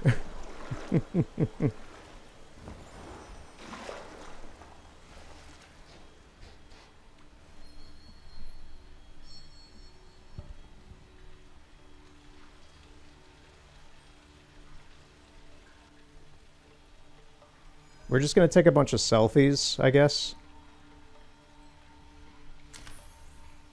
In the most awkward way possible.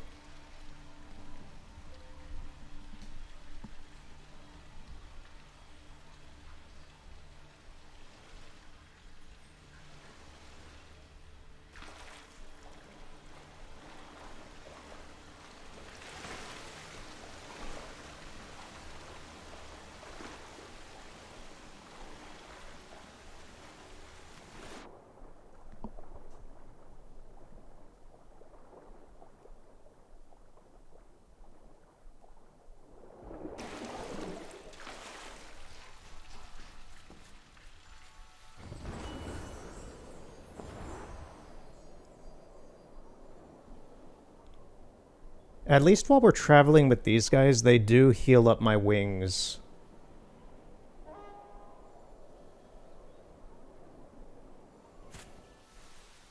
While we're moving around. That makes traversing this big area... That's kind of my only issue with this big area, is that there's not a whole lot of ways to replenish your wings out here in the open of the fields. You kind of have to go up into the mountains in the caves with the butterflies and mushrooms, or... Maybe you could try to hang around the seals that fly around here because you would get stuff off of them, but there's not a whole lot of stuff to replenish your wings out here. It's very, very frugal with that.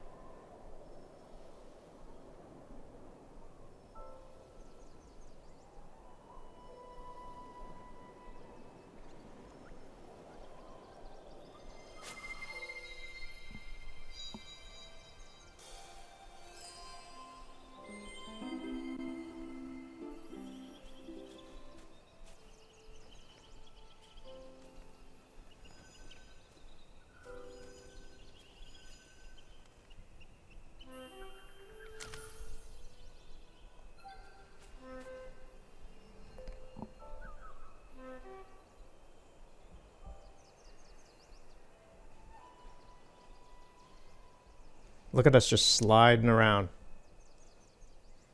I love when animations get stuck like this. It's so magical. And the fun's over, okay. Right, so now then there's that other dude who should be on the opposite mountain range.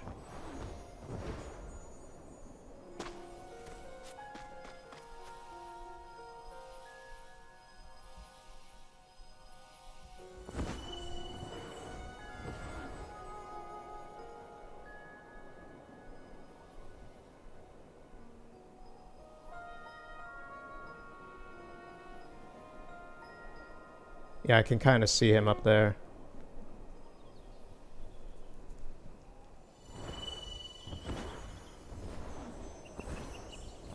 This is so much nicer having these guys kind of slowly refill my wings. It makes getting around this place a lot faster. Yeah, he's up there.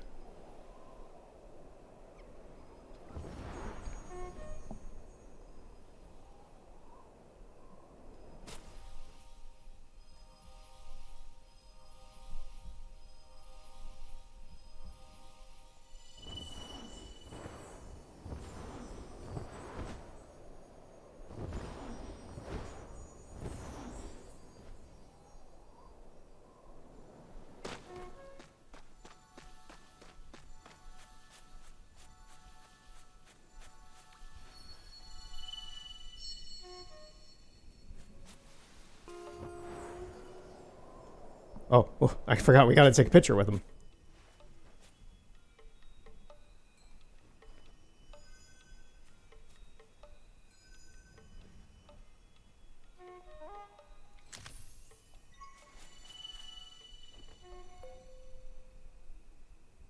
Alright, that's everybody. We can wrap this up.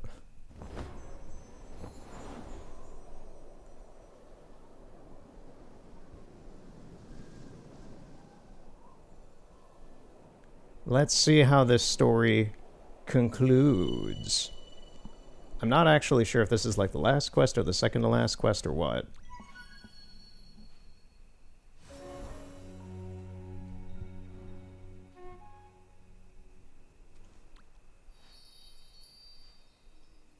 Oh, that was the last quest, and now it's gonna just kind of wrap up.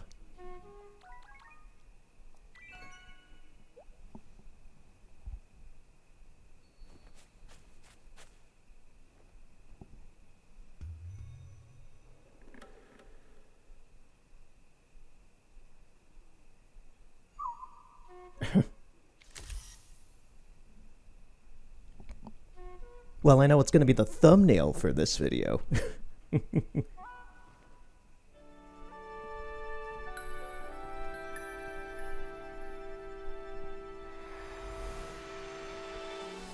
And then they were raptured. Why haven't I been raptured yet? Am I not doing a good job?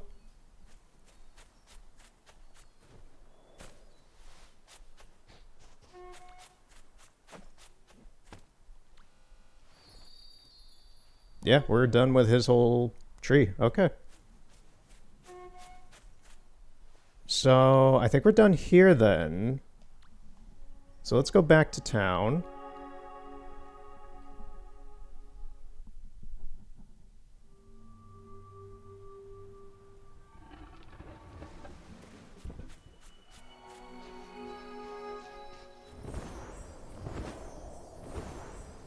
What is going on up there?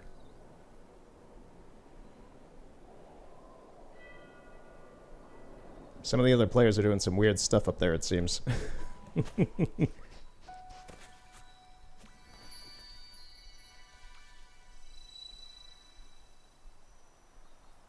Oh, right. I gotta talk to the guy again over here first. There we go.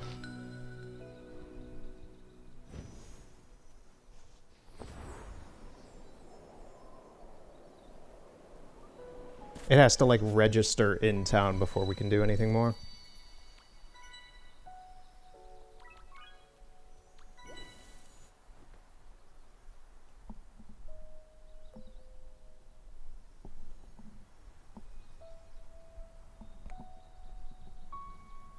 Okay, so that guy is gonna run the hair salon. And the next one, which we're not going to be doing today, but I want to see where it's going to start. So they're going to be over there.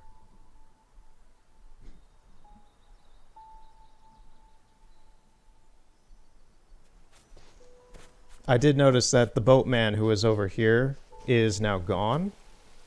And that was probably because the runtime for his, like, sale of various things ran out. That's kind of like a feature where the guy will show up sometimes. Sometimes there will be... I haven't seen him yet, but sometimes there will be, like, a mysterious traveling salesman out here in the circle. I have yet to see them yet. And I have been getting the candles for the personality quest. Quiz quest thing.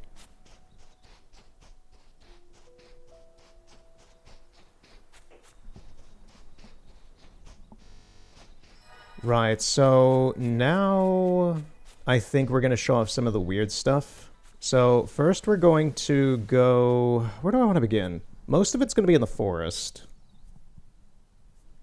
We're going to go to the valley first because this one's probably the simplest to do, in the sense that it doesn't require other people's constructs like these.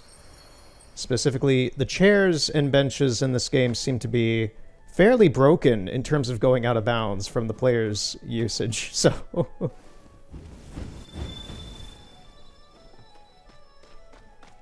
This doesn't require that at all, so... yeah. It really is going to depend on when we get to these spots in the forest, will there be one of those kind of construct memories there to allow us to do stuff. And just in case there isn't, I did actually record, like, 2 or 3 nights ago, it was like 2 in the morning or something, me just playing this before I went to bed. I did find some of them in the forest that I did record live. So I will snip those in at the end of this, like, showing this off. If in those same ones are not there.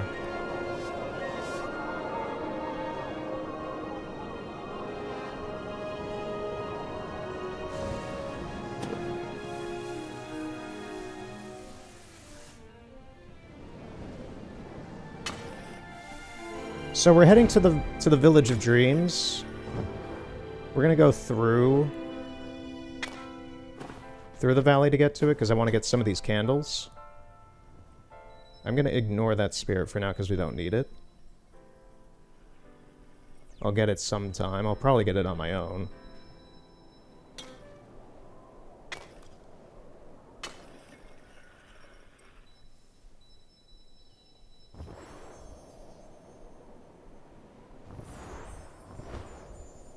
Because right now, I've been spending a lot of the candles on the hearts we've been getting from doing these quests. And I need to start saving these again. Oh, we're doing a dive bomb while grabbing some. Nice. I know that there is a easier way to get to the Colosseum through the ski lift boats, but I haven't found the path for it yet. I know it exists.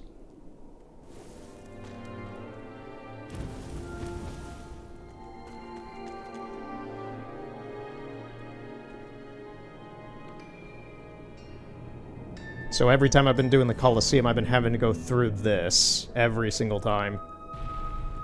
And for me, the only annoying part of this is just waiting for these doors to open. They take forever. It's cool the first time. It's kind of a waste of time the rest of the times, but you know.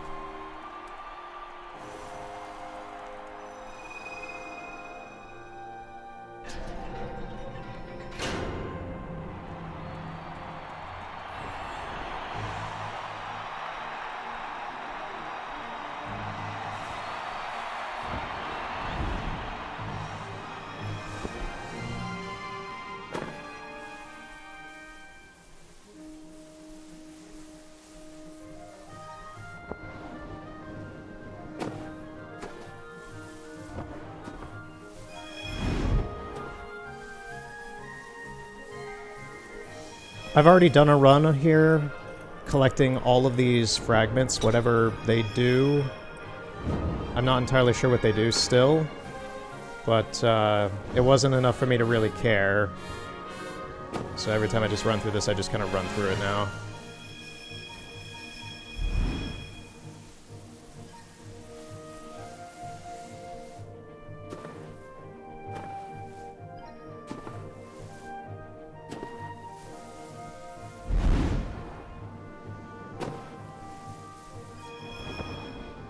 Get some sick air.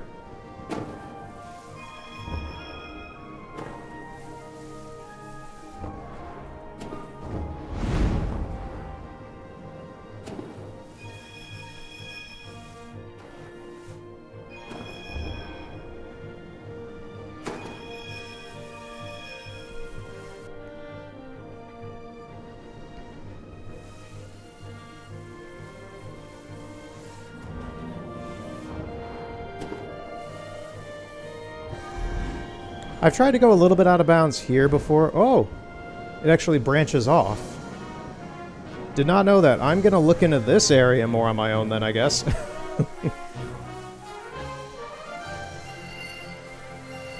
I didn't realize there was a branch that went up there. I don't know where that goes.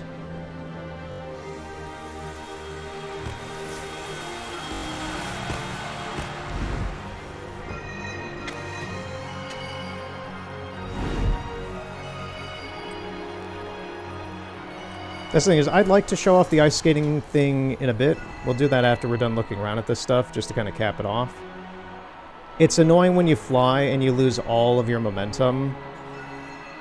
But, like, the skating in this is really fun to do.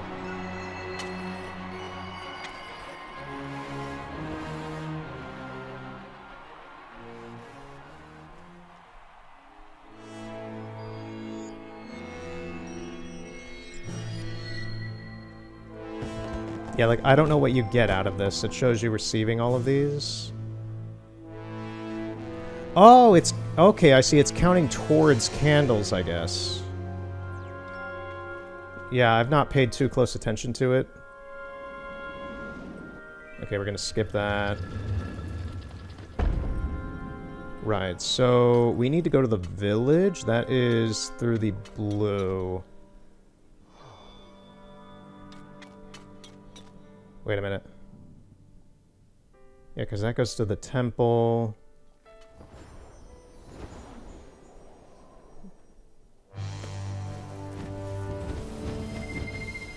You know, since we're here, we may as well just do the ice skating thing, actually.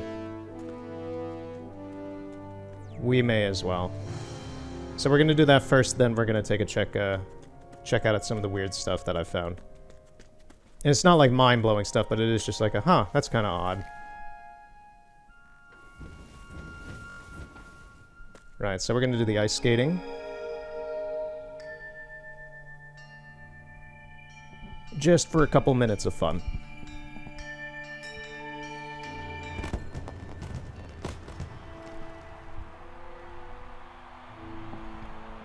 So this is the climax of the previous main story mission.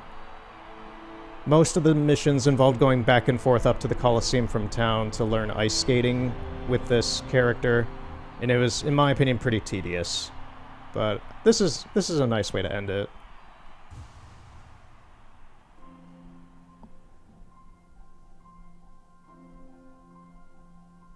Very cinematic. Good music.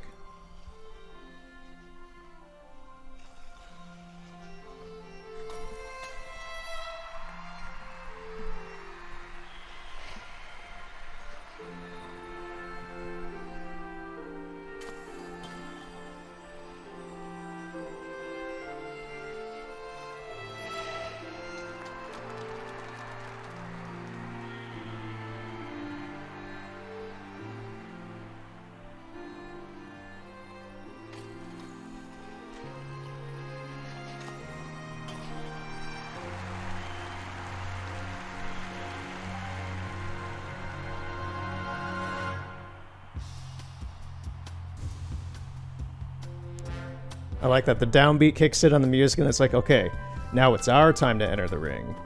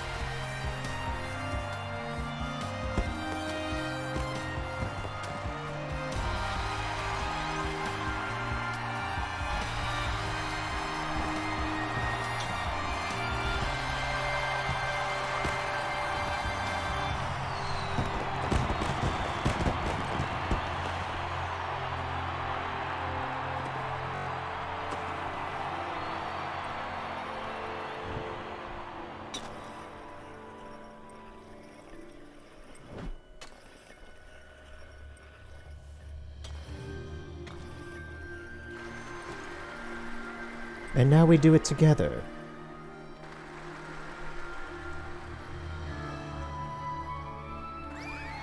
This really was just a really great way to end this whole mission line.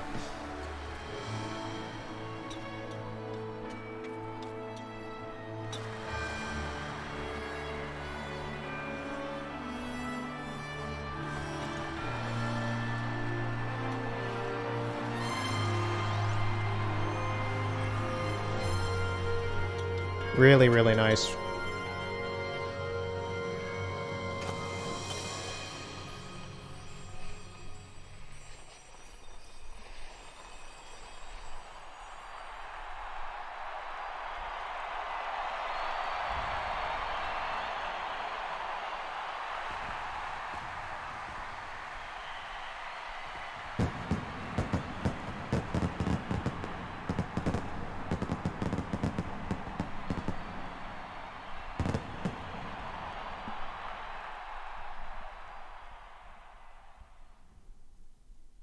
Yeah, that's that.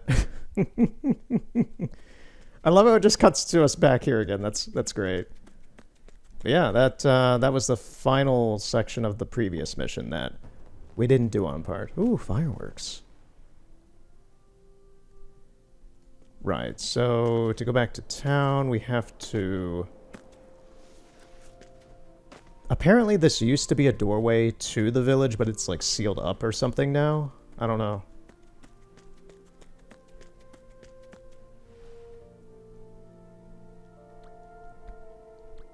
I'm gonna see if the lady in town, if we're still able to talk to her about going here.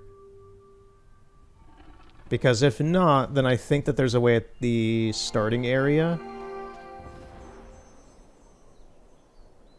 that allows us to, for the valley. Alright, let's go talk with her.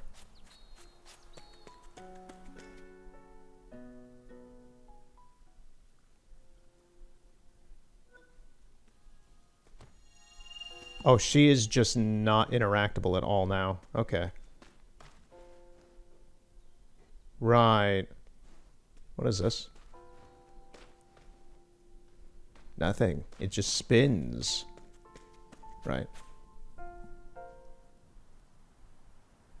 Who is that guy? You saw him outside the doorway? That was weird. So, that doorway up there, I have also learned, is kind of like a weird, peaceful area. We can take a look at it real quick since we're here. We're getting sidetracked on what we're supposed to be doing, but yeah.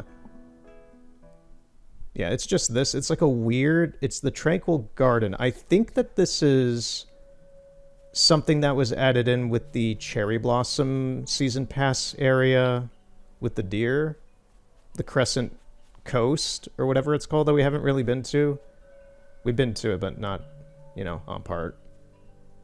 I think this is added in. This is just like a weird, kind of nice, vibey peace area. If you just want to come in here and... It's almost like a break area. When I first entered here, I was like, this feels like a weird therapy area for if you're addicted to this game and you still want to play this game, you can just come in here and vibe. It's a really, like, there's this text... It's okay to slow down. Take a seat. Make yourself comfortable. Like, it's just like, what? I don't think I've ever seen, like, a weird kind of self-help area like this in a video game to keep playing the video game. Oh, it's funny. It's weird. I don't know what that says. I'm not going to use Google Translate. Crushed Tom. Oh, it's like Tom from Tom and Jerry, but crushed for some reason. I swear to God, I thought that was... I didn't see the face on the character, so I was like, is that one of these ghost spirit characters of ours, like, pregnant or something? I was like, what is that? I see the face now, but I saw it clutching the chest, and I was like, is that one of our spirit characters pregnant? Is that a canonical thing? I don't think ghosts can get pregnant.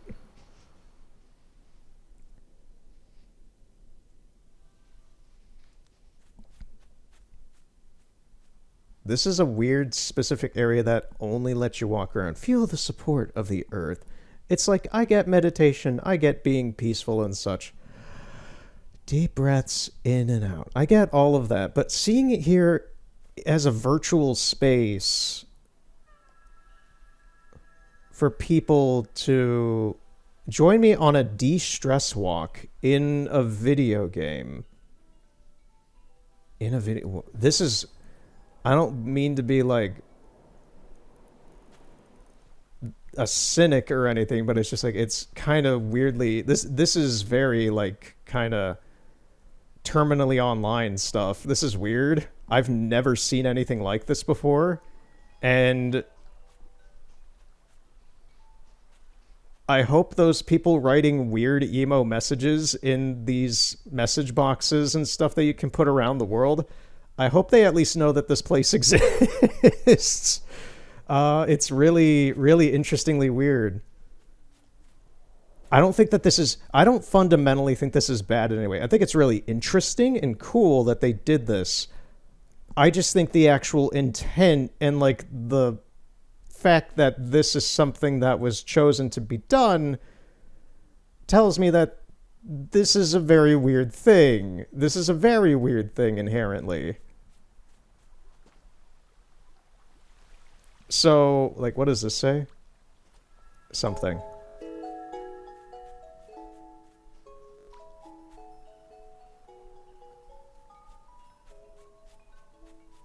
I'm kind of surprised there's not more, like, messages out here.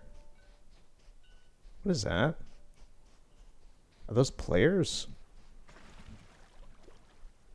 Right, they're probably sleeping on, like, a construct that I can't see.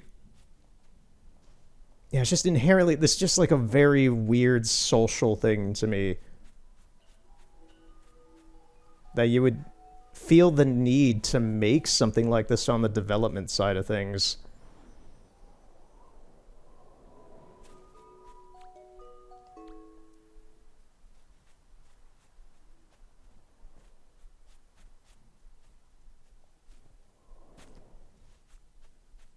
So this is a weird space that the developers did intend you to go to. We're trying to get to places that the devs did not intend you to specifically go to.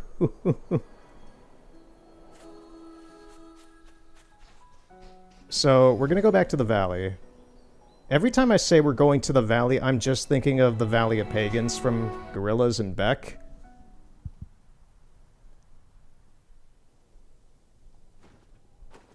Fantastic song, but every time I say valley, I just think of that song.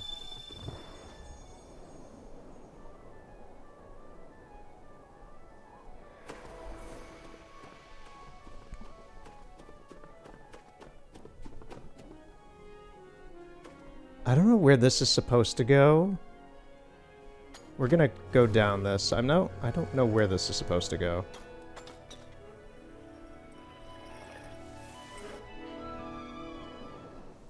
I think this leads to the village. I'm pretty sure it does. Yeah, it does. Okay, we're fine, we're fine, we're fine. We're going here. Alright, here's the village again.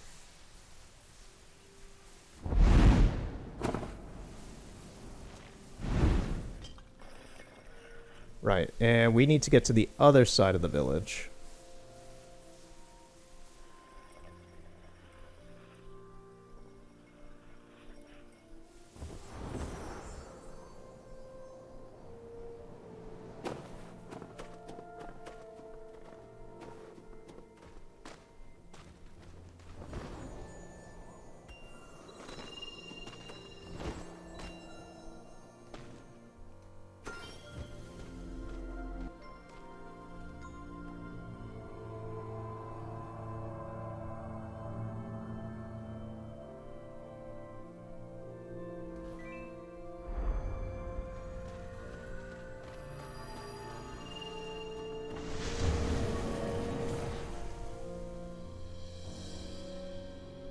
Oh, this dude has one of the special haircuts.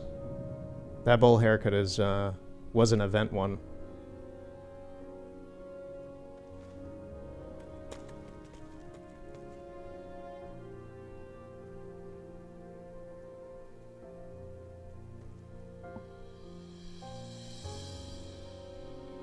Yeah, we gotta take the lift all the way up to the hermit's house at the top of the mountain.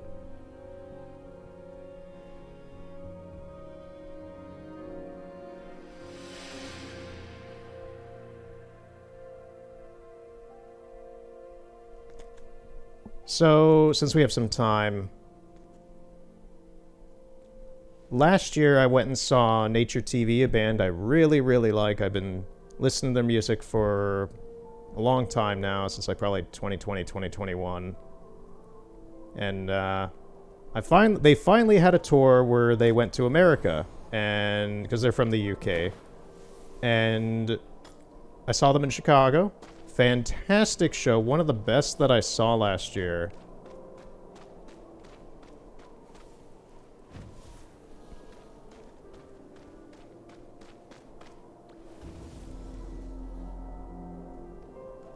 And they're not main, this isn't like their tour. Last year was their tour. This time they're coming as an opening act through another artist's entire run. At least in the spring here. And I'm very, very much considering going to see this concert. I don't know who this other artist is that is actually their tour. They seem to in a frank terms, because before I started today, I went onto their Bandcamp and listened to a ton of their stuff. They did do a session at Audio Tree, which tells me a little bit. As like they are at least taking the indie scene a little seriously in some regard, but I don't really like them. They're called Ashes to Amber. They're from Los Angeles. It's some like 27-year-old guy. It's like his bedroom pop punk kind of project. He has a very annoying voice. It's a very obnoxious voice. The instrumentation is fine, but I actually burst out laughing listening to it because it sounds identical to Valley Palace, who is another like dream pop project thing. I don't listen to Valley Palace. I did briefly see them live with Vance as the opener to Vansire back in like 2021 in Chicago. and then like a week later they were kicked off the tour because they were apparently doing some weird like sexual harassment stuff or something like that. I don't know the details to that, but Van Sire cut them off really quickly. And I only have listened to like 2 of their songs, but they sound identical to Valley Palace. And the only difference is that his voice, he's just this white guy, and he just sounds really like obnoxious. Not like Smash Mouth or anything, but just that kind of like, I don't have any formal training at all in music aside from maybe futzing around in Ableton or anything like that, or FL Studio maybe. And yeah, just really, really obnoxious vocals from this guy. And I listened to the Audio Tree because Audio Tree is live. The studio stuff that he did, the instrumentation's fine. It just sounds like a lot of generic pop, dream pop, punk kind of stuff. It's very nothing. I kind of don't think that this guy probably has a career for very long. I don't know who's footing his bill for all this, but it's very much par for the course of you want it. And that's the whole thing of like, I don't really care to see this guy, and he's a bit of a wannabe in my opinion, just because I see no creative intent. I heard one of his songs, I forget which one it was, but it had a fantastic first like 3 notes, and I expected it to like double up and redo it like a melody, and he didn't do that. He did that, and then it just went into like a weird kind of record skip, da-dun, da-dun, da-dun, da-dun, da-dun, da-dun, after like a da-da-da-da-da-da, da-dun, da-dun, da-dun, da-dun. And I'm like, dude, you could have went da-da-da-da-da-da, da-da-da-da-da-da, da-da-da-da-da-da, da-da-da-da, you know, lead it into like an actual melody of a song, and instead went for some other kind of like weird, just like thing that was not melodic and very annoying. It was very annoying on the ears. So I'm just like, okay, you came up with a great melody there. You're telling me from doing that decision, either if you have a producer or a mixer or yourself, you heard that great little riff you made and you thought nothing of it, is what you're telling me by the fact that I was actually like aghast. I was like, you created a great melody there and you chose not to use it? What is wrong with you? If I were your producer, I would straight up be telling you like, yo, this is a great riff. We need to use this. And that didn't happen, and I was really shocked. But yeah, he's like 27 or something. He seems to be on somebody's payroll.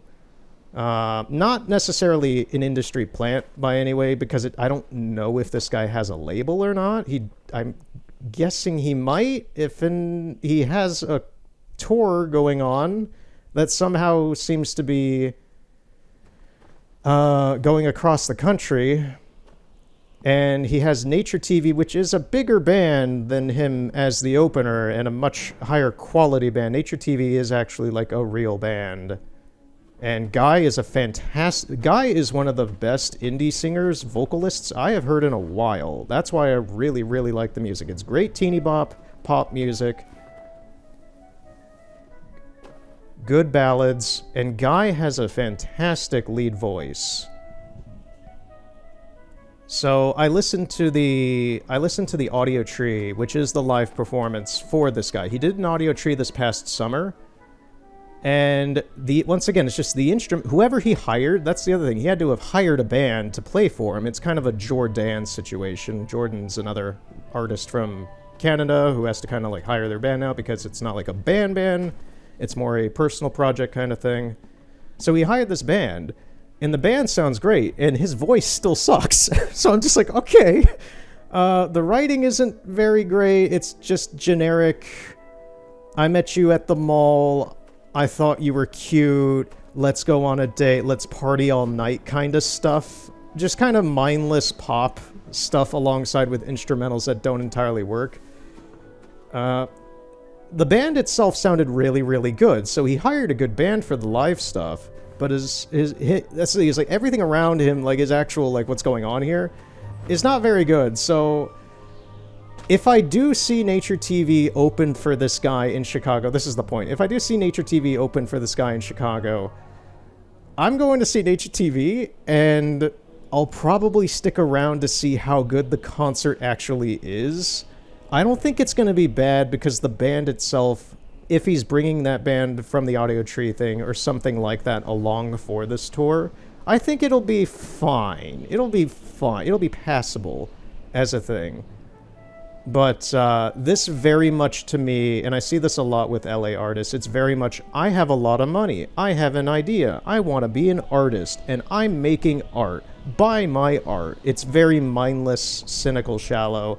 Hey, I'm feeling creative. Why don't you invest in me kind of shit. It's Instagram, like, because I'm saying I'm this, and I've met plenty of people from California who have that. Not everybody from California has this mindset, but it's a very common thing with, like, marketing people and quote-unquote creatives from California. They're very disconnected from, like, emotion in art.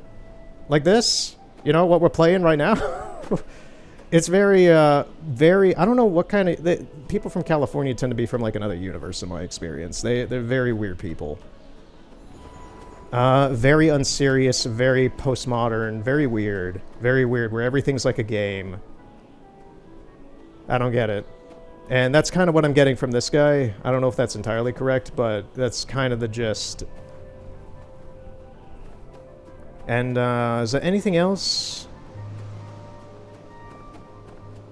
I think that might be it. I'm just like I don't encounter artists like this trying to connect with the artists that I know too often. Like, I have literally met and hung out with Guy and Josh from Nature TV. They're awesome dudes. This guy, I don't know what the hell his deal is. He's a bit of a wannabe, in my opinion. So, who knows? That is my indie music take. So, I'll see what's going on with this. The tickets open tomorrow. I'll see what price they're at. If they're like $20-$30, I'll probably do it.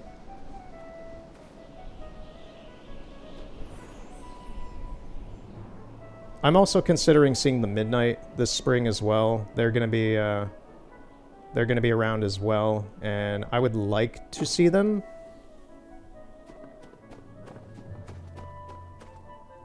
Their tickets are a bit more expensive at like $40-$50.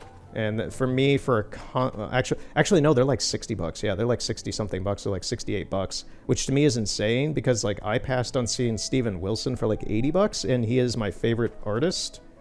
So why would I see, like, I love the Midnight, but when you're like $20 shy of Steven Wilson, you're really, really pushing who you think you are as an artist for a concert venue. I know you got to make up the money for the venue, but that's a big ask on your reputation, man.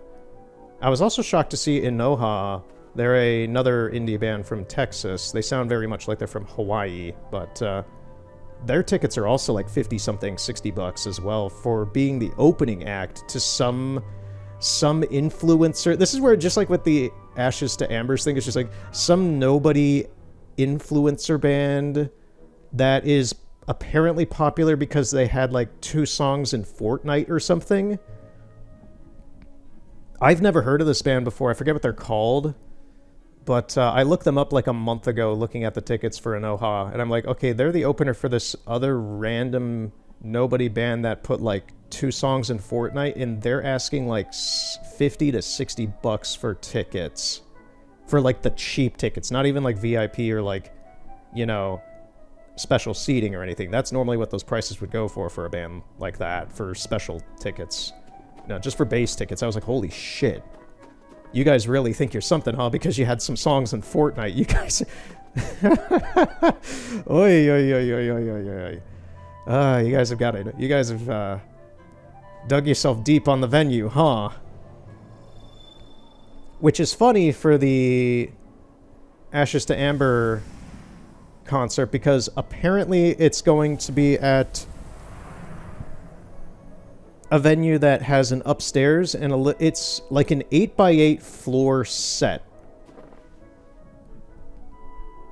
The stages that I run for my real life job are... that they're like Royal Albert Hall or the O2 compared to whatever this concert that's going on in Chicago with Ashes to Ambers and Nature TV is going to be. This is like This is like a bathroom. Which also has me fascinated because I've never gone to a concert in such a small venue like that. Which also tells me how much this guy's reputation has and his money for the whole tour is... He's kind of a nobody. He's renting like an 8x8 square area in the back of a bar. And I'm really, really surprised. Like, Nature TV is probably along for the ride just to get back into America to tour again because their American tour last year was freaking great. And this would be a cheap way to do it. So I'm thinking, like, pragmatically, this is actually a great idea for them to go on a really cheap American tour just to do it again and get back out here. And maybe bring some merch along this time to sell, make some money on it.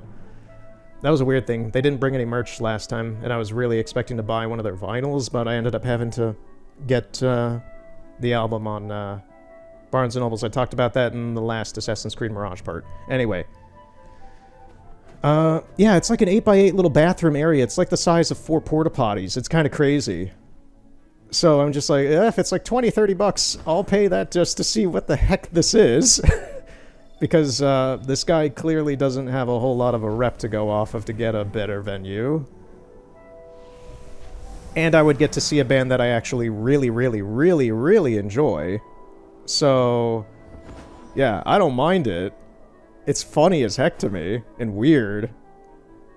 But we'll see, we'll see, we'll see. Anyway, let's get off the band topic. So, we're here. This is what I've been trying to get to this whole time. So...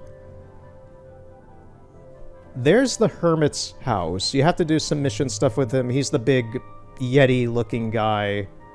And there's this giant cloud mass behind his house. There's an arrow marker here that points to a tunnel. I have seen other ghosts, like player characters, go through that doorway in the clouds, and I cannot get through there for some reason. I don't know what this requires, or if it's just something for people who have, like I spoken earlier, just like, is there like special access for some players to get through here? There's an invisible wall here. You can see it because my player kind of briefly stops midair like this. He starts standing, and the clouds are starting to reject me. So there's some sort of invisible wall there. But this is where I figured out a little while ago, like, oh, you can abuse the physics of the clouds by coasting on the surface of them to get to places where you inherently aren't supposed to get to as long as there's not an invisible wall there. So now we're way behind the doorway there, and we're still going up, and because clouds have the inherent property value of giving you wings, you can technically be up here infinitely. There's this weird little visual glitch there. Oh, there's a few of them, actually. They're like weirdly corrupted clouds or something. Something weird with the layer priority on them. So we're way above everything now. Like, there's the hut, the giant house that the hermit has all the way down there. And we're all the way up here on top of this giant cloud structure. The problem here is that there is an invisible wall up here, so we can't, like, go off of the edge of it. Right there. You can kind of see these ripples in the cloudberry and kind of a little divot right there. That is the invisible wall. It won't let us go really any further than this. It pushes us back. So this is as far as you can kind of get up to with here. I spent like 10 minutes trying to get past this thing to see if I can go over it, if there's anything. It has weird collision too, because it kind of like spiders out in some different areas. Like right here we're hitting it. We just went underneath it. We're like hitting it in weird spots. It's almost like a weird kind of half-attempted thing. And while I was up here, I realized, like, I can see the JPEG of the mountain in most of its entirety. Yeah, we're hitting an invisible wall right here, actually. But at the same time, we can still, like, move around and leave this area if we wanted to. But there's all this land out here. You see this, the blue? This is all cloud layer. So I realized, oh man, we can, like, go out there in theory, can we not? And this is where the devs did actually think of the player in this regard of using this kind of functionality with the clouds, which has mostly been related to the tunnels, if you've been watching this whole playthrough so far. Most of the time you can only, like, well, you can't always, but, like, most of the time when you are directed to use the clouds in this manner is through like wind tunnels that are very linear and such. This is the first instance that I'm aware of where the devs are like, you know, let them just fly out in a giant sea of clouds. And that is what all of this is. Which is really weird to me because then you can see the weird landmass that this cloud bubble is over here that we just were on top of. It looks like something you would see out of bounds, like in The Witcher 3 when you see like how they do the land formation. But no, this is intentional. You can go out to this one random rock all the way out here with the awesome sunset and the cool lighting. And you can hang out. There's nothing out here but a place for you to talk with people who also came out here.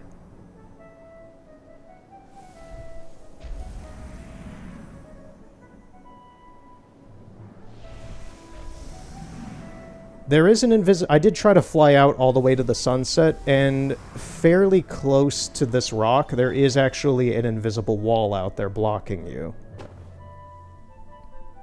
I'm not about to test the whole wall and see if there's any cracks in it to see if there's a way to get out of that, but yeah, this is entirely intentional, and it's all the way out here past that. That looks like you should not be able to see all of it. And that over there is the Hermit's Hut. And then there's just these benches down here for you to talk with people on. I'm also not sure if there's anything else out here that I just like have not seen in the clouds. Maybe there's something like hiding kind of below some of it. Yeah. This is just a really out-of-the-way spot that is kind of at like the end of the world in a way. That feels like you should not be out here, but is intentional for you to be out here. That up there, I don't think you're supposed to be up there. But yeah, that's just also interesting for me to see like the whole mass of it, to be like, okay, there's something in there. There's very obviously something in there, and I can't get in there. So I don't know how to get in there. I haven't looked up what is in there either, so eventually I probably will, just out of curiosity, be like, okay, what should be in this thing? What is this? Why is this?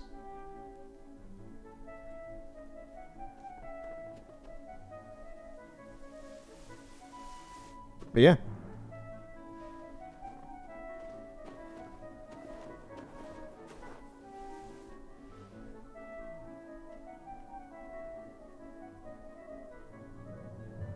But yeah, this looks awesome.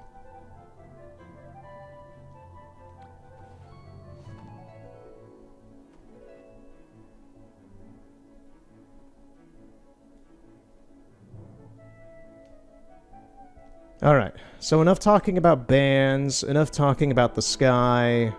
We're gonna go to the forest.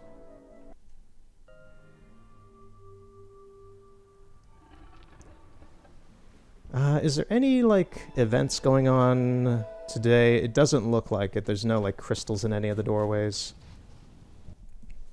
So the Hidden Forest is weird. We're gonna start off saying that. The Hidden Forest is kind of weird.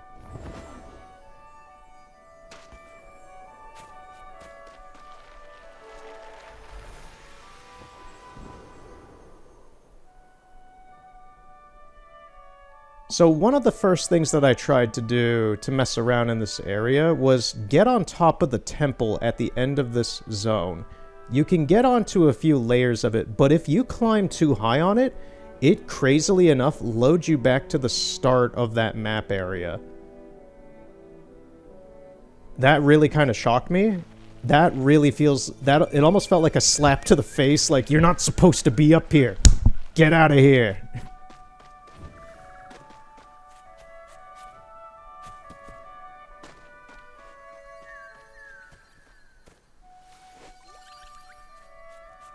So, we're gonna try and see what we can have happen here today. So we can just fly over this gate, it's no big deal.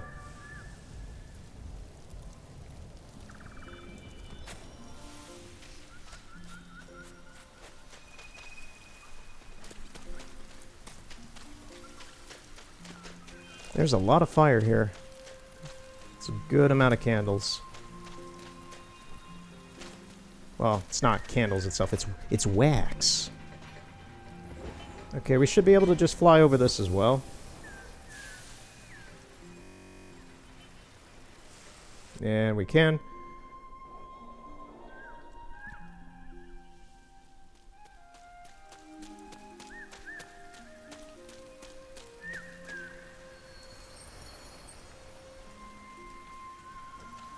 Oh, this is that thing from last time. It's still here. That is a good sign that what I want to interact with is still here then.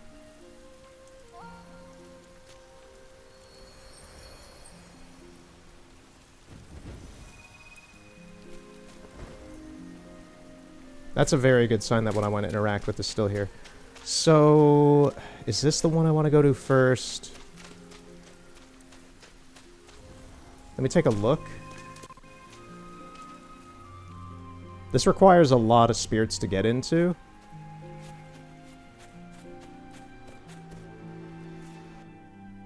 I think this is what we want. Yeah. This is where we want. Okay. Okay, so this is... Get on the map. This is the elevated clearing. It's kind of a nice open area here. And there's rain, but there's also a lot of nice sunny stuff here as well.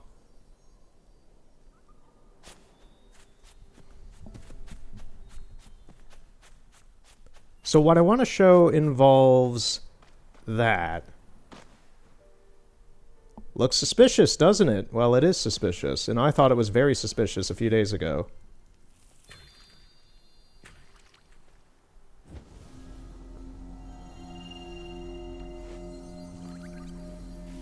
So I'm going to activate the bridge.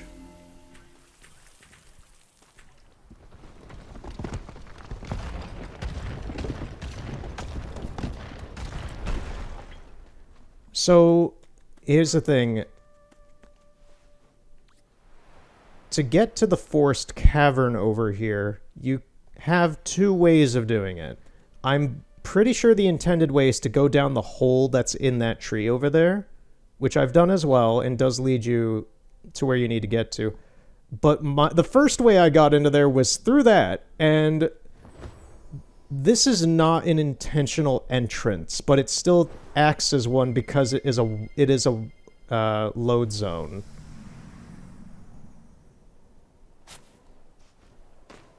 There's no way to really get in here, but there are people who have left chairs to kind of clip through the environment.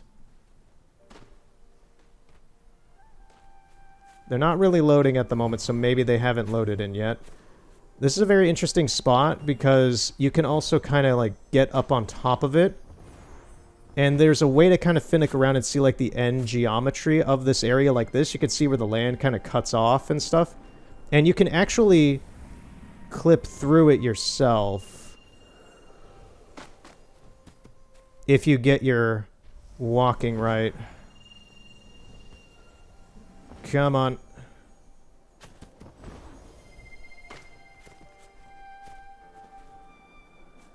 Okay, we're going to start at the corner here again and just kind of walk around, stay close to the top here. And yeah, you can kind of clip, literally just kind of clip through the map. Oof. If you just walk up there, you don't even need like assistance from other players or anything. Okay, these have loaded in now that we've been here long enough. So, other players have found out that using chairs and stuff can get you in here. Yeah. I don't want to see the text for that. I want to sit down, please. Can I sit down? There we go. So yeah, you can sit down and just clip in. And you're not supposed to be using this as a load zone, to my knowledge. It's an exit zone. This is actually an exit zone for this gateway. You walk through here, and it takes you out of this area.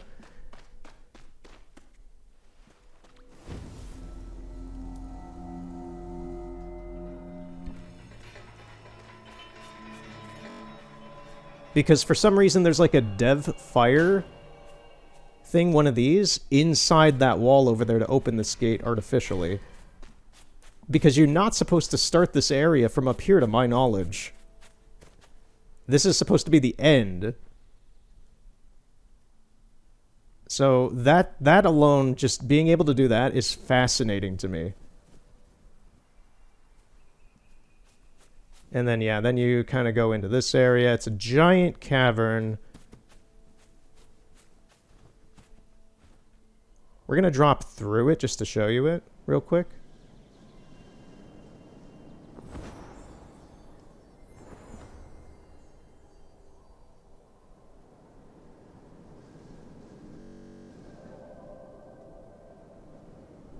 It's a really big space. Over there seems to be the entrance. Yeah, that is the entrance. And yeah, I've gotten, to my knowledge, I've gotten all the spirits in here. But there's quite a few that have you constantly flying around and running around this pretty big environment. Is that a Child of Light? I think that's a Child of Light. No, that's a player. That's a player.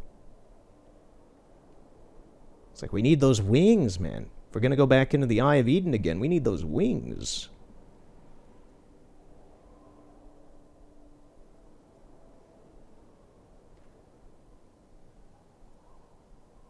Oh, this is actually a Child of Light. Never mind. Well, as I was just saying, we need them.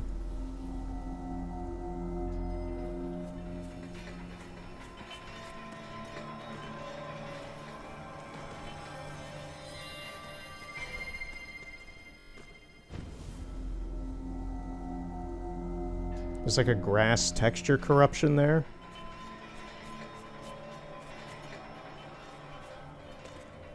Alright, well, we got a Child of Light, so this was also productive being here. Not just showing it off, but getting stuff while here as well. Yeah, I'm trying to find the entrance to this place. It might be this right here. I think this is it. Yeah, because it's trying to be like cinematic and stuff. We missed all the cues for naturally entering this area. There's like this giant behemoth. I don't know if it will attack us. It kind of reminds me of the one that's in the wasteland.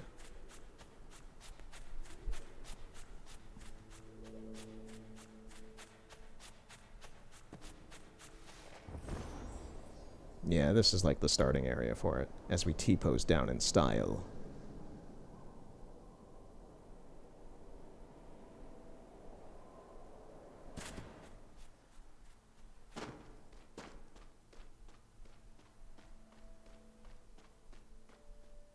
Can we actually go back up this way?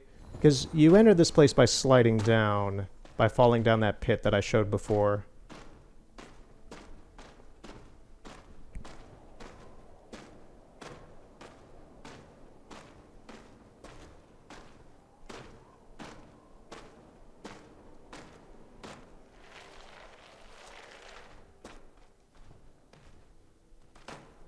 Oh, it straight up might not let us go back up again.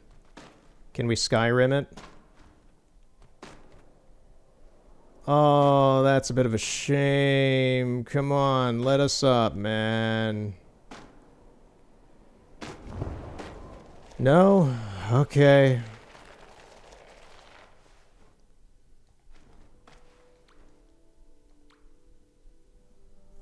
Well, we're going to be going in and out of the forest, I guess, a couple times.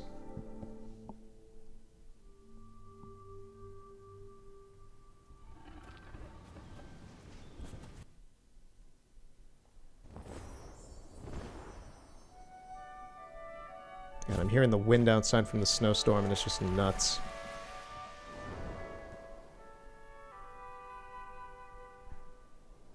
Oh, man. I forgot about that up there. We went up there briefly. So, we're going to take a detour, actually. Yeah, pretty much the way that we entered that area was seemingly not an intentional route. It's just kind of a route that hits a load zone that is there to function as a load zone anyway. And the devs have probably used it a couple times and just don't really care that it's there. Okay, we have not been through here yet. Yeah, last time, early on, we tried coming up here and we were blocked from it because I think we had to get somebody from the vault and we hadn't been to the vault yet. So this is new. This is new for me. We're doing it live.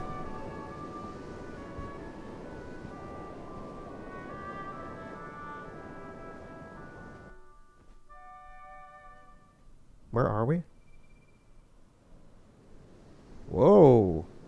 The wind paths. This is new for me.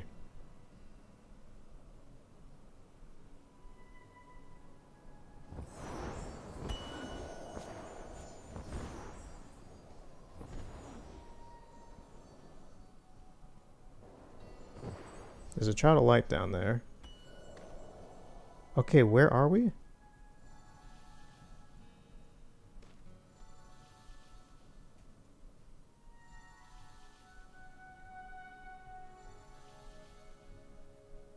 I think we came from that tunnel up there.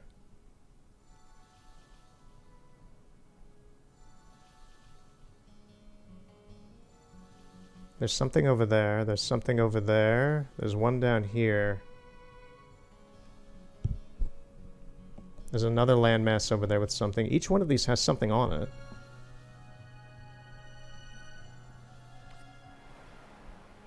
Where is this? What the heck? It's to the... Oh, it's this mess that I've been wondering about that's next to Sanctuary Islands.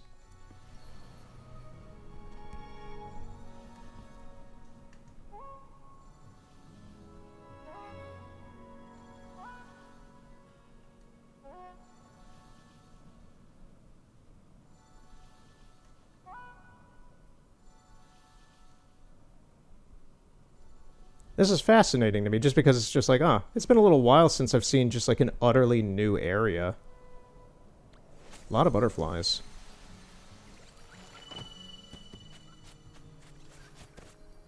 Whatever this visual effect that they do on the flowers in this game, I just love so much. It reminds me of the...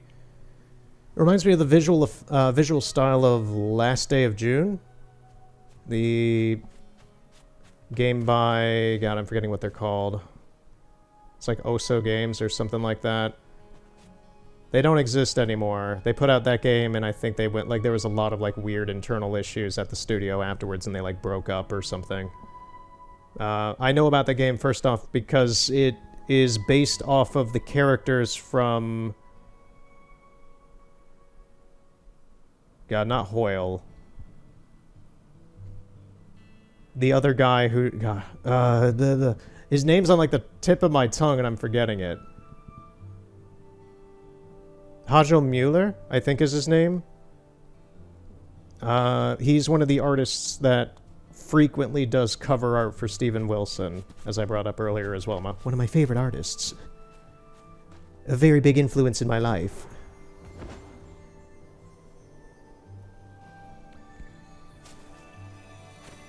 But yeah, I recommend Last Day of June. It's a very good art game. Very beautiful game.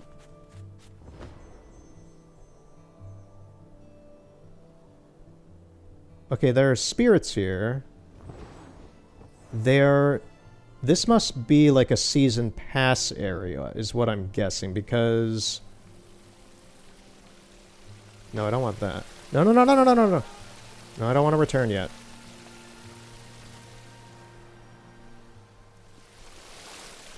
We need to find the map stone. The map stone will tell us all we need.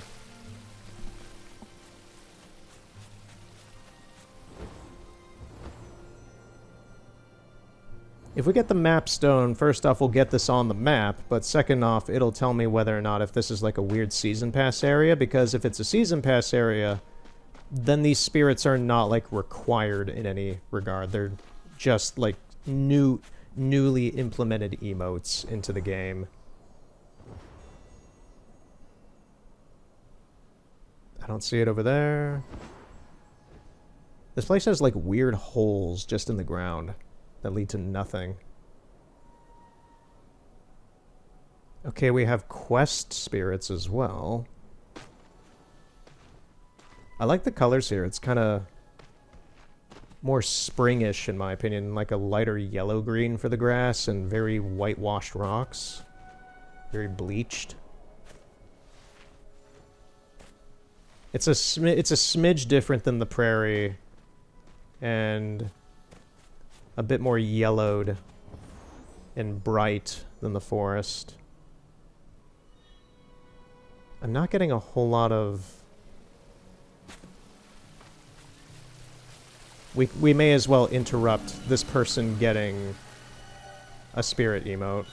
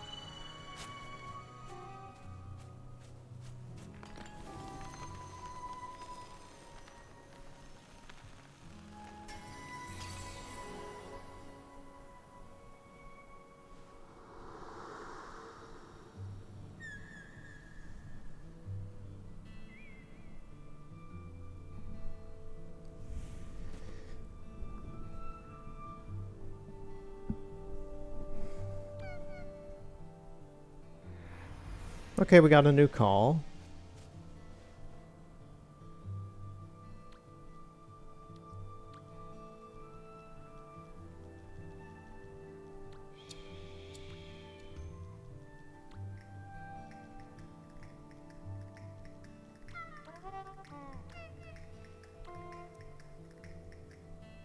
I still kind of just like the starting voice, to be honest. It has become iconic to me. That looks like maybe we could go down lower onto this thing.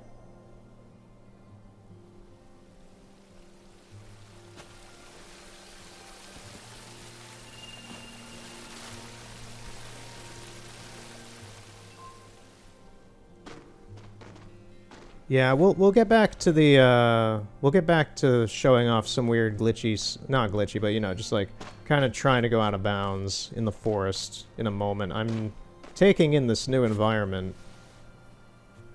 Very fascinating. How much you bet that the mapstone is all the way up there? Which inherently is not that big of a deal because in theory we can ride the clouds up there. There's like a red light all the way out there.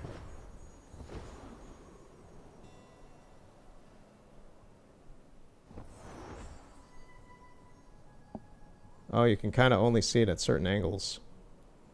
What is this? Is it a butterfly?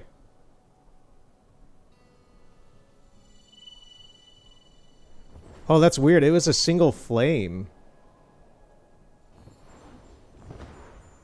Okay, we're gonna try and ride the clouds up to go up to this mass up here. Okay, it worked. Okay, we got a crystal.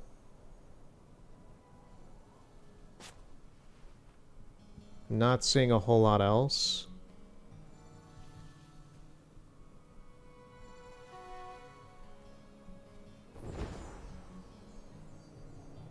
So we know there... Well, there might be something on top of this place.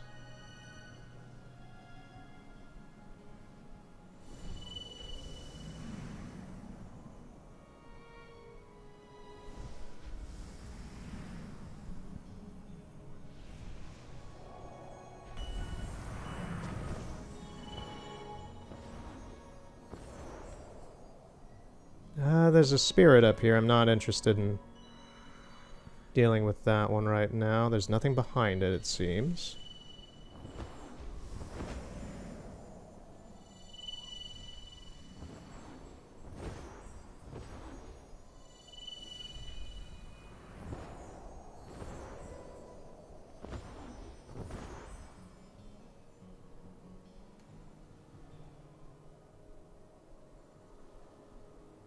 There's the map stone. There we go.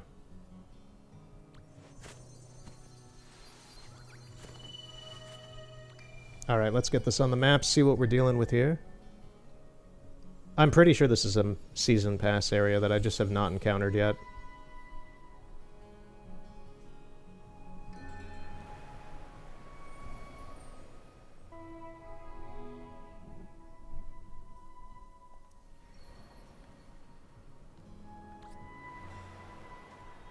Now the wind. The wind in real life is blowing up a storm. Yeah, it's a season pass area. Okay. So none of the spirits here are required. I will probably be back here on my own at some point to get them. I don't really care to do them right now.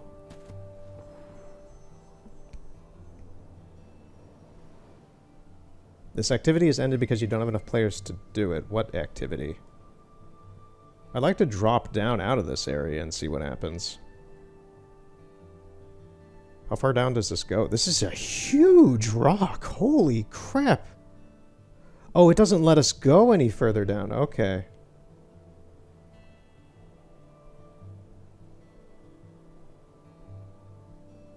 That's interesting, because you can kind of see that it looks like those weird kind of gaps in the rocks down there, they seem to have, like, tunnels, like proper tunnels in there.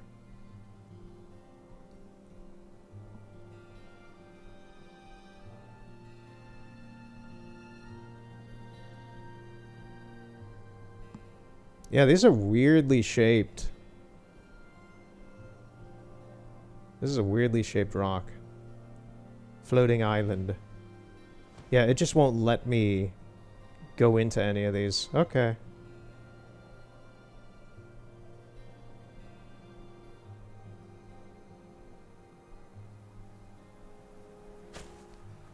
Well, now I want to play Skyward Sword again.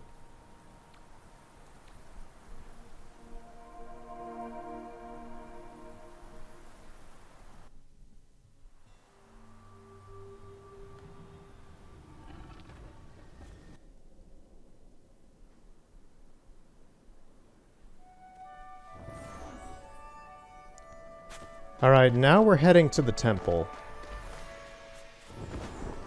I'm not going to try to get on top of the temple again because I can tell you straight up, it just weirdly kind of kicks you back to the start of the map area. Normally it just kind of normally when you go to an area, like if I were to try and go off the sides here, if I found like a weird gap where there was an open space to try and get off of the map, normally they've implemented a kind of wind pushback skybox effect.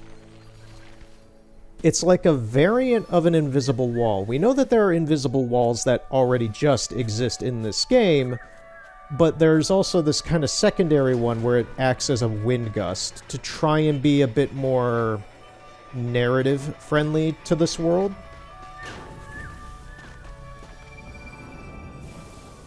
Instead of just, you know, having an invisible wall. I can demonstrate that right here, actually. That's the invisible wall, quote-unquote, in this game. The top of the temple here doesn't have that. It straight up just teleports you out of the area back to the start of it. And that is very interesting to me because I can't recall encountering that anywhere else. Even out of bounds. Even out of bounds, it doesn't really do that.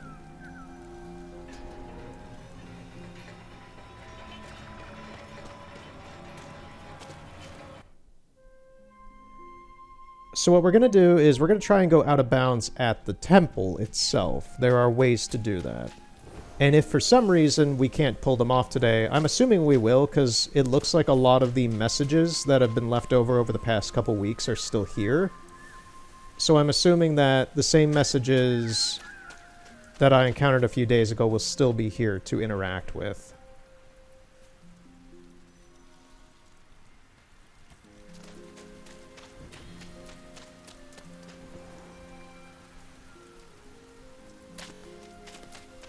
The only mildly annoying part, like, not annoying, but just, like, busy work of it is that we do have to walk through the whole level, which isn't too long, and it's just a minute or two.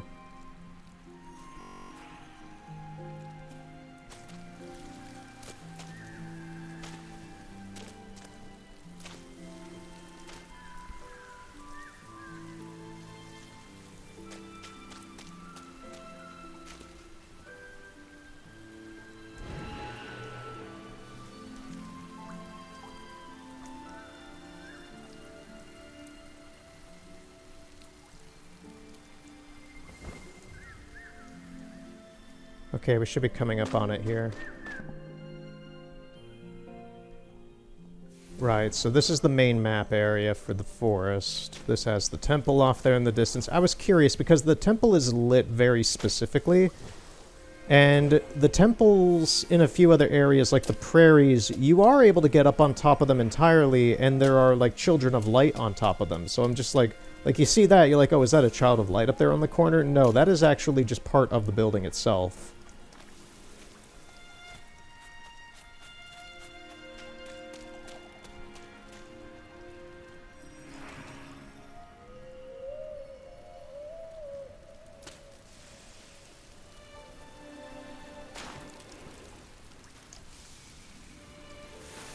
We're gonna free this mana ray here because we're a good civilian. We would free this mana ray if we had the fire, but we don't, so we're gonna start taking damage and losing our wings here in a second if we don't get out of the rain. No, come on. Thank you. We're just gonna chill here for a moment. We're just gonna chill here for a moment so we don't lose anything. We don't lose anything.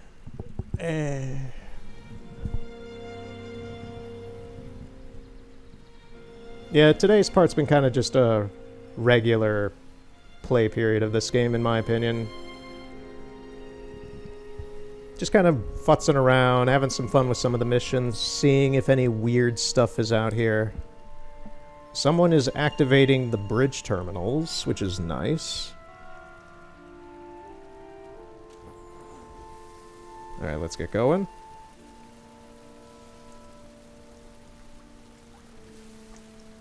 But yeah, getting up on top of the temple itself is inherently not that easy in itself, but you're not rewarded for getting up there either. It really kicks you back to the beginning of this area, which is really surprising to me.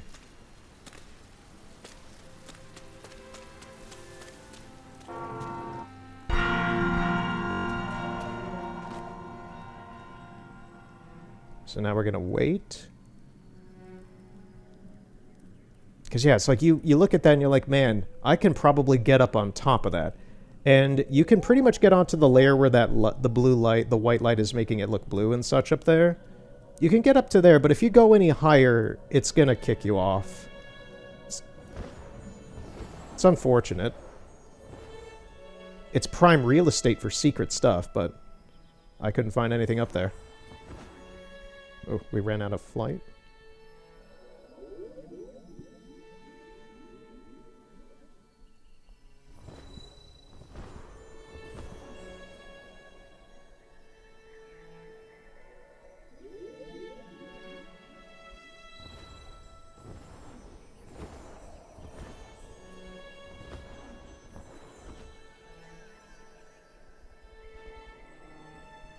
I mean, we may as well be up here anyway. Yeah, this is what it is up here. If I were to try and, like, get up onto the next level where that triangle up there is, it's gonna kind of punish me for that. It's gonna load me back into the previous section of this map.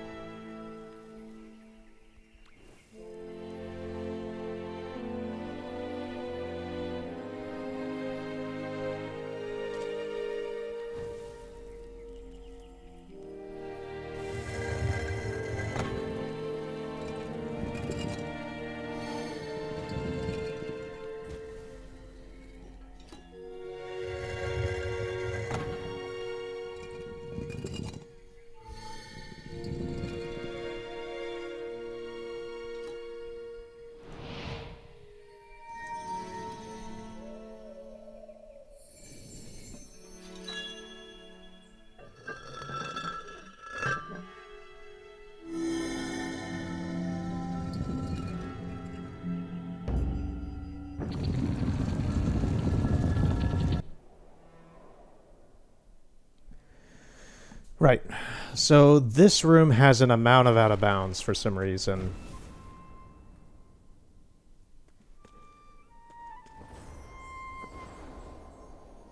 So let's see if any of these are... Any. No.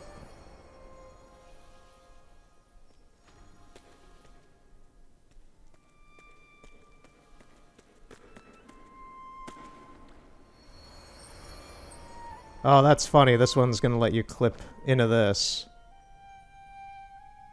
Is there any point to clipping into this? I don't think so. Oh, what is that?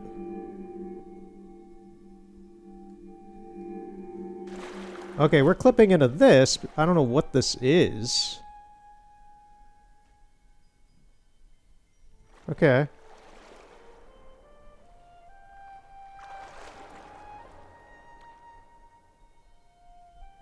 Shortcut guide posted on comments.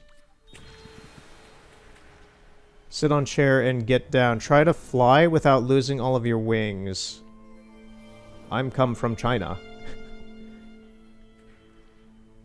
Haya saya orang Indonesia. Okay. Try to fly down without losing all your wings. Do not fly up in between the walls or you will be stuck. If you get stuck, go home and sit on the return shrine. If you fall down, you will just go back to the temple entrance.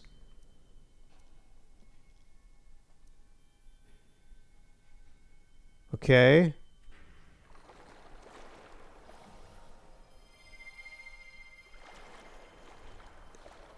Did someone, like, try to come up with a weird way to... Oh, we just clipped back in bounds from in here. Okay. We could just do that? Yeah, we could just clip back in bounds by ourselves. Okay.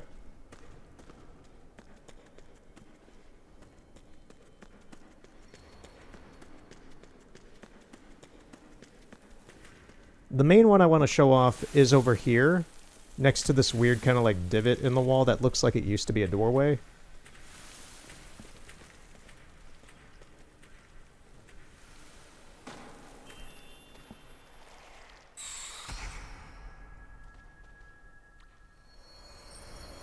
This is another one I can kind of show off, I guess. This is getting into this structure. I don't believe you're supposed to get into this structure.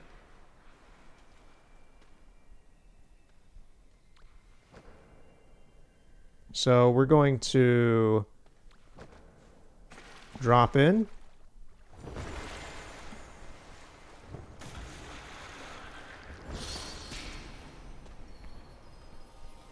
So we're actually inside of the structure where the Elder Monument kind of raises out of the ground.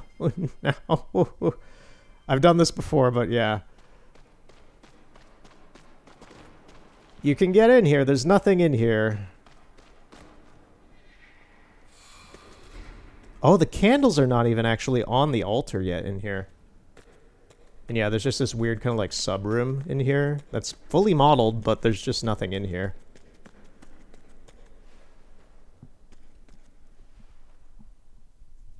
I'm curious to watch this if somebody, like, activates the Elder structure.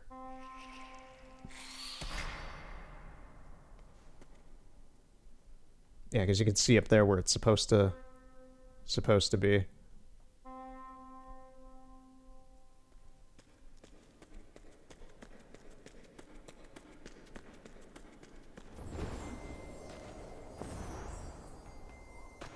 Oh, I think someone's doing it.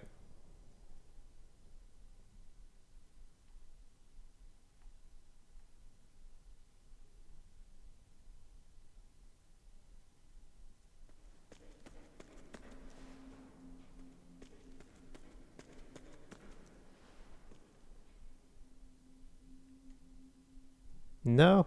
Okay. Looks like we can't clip back inbounds from up there. So we would kind of have to wait for someone to hopefully load this up.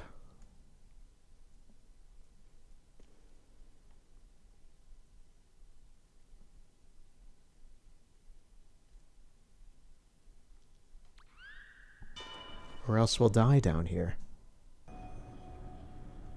Okay. It seems that out of magic, I have spent quite an amount of time waiting for this node to appear. This seems to be the node that we need to get through the wall. So I'm going to refill my wings real quick and hope it doesn't disappear.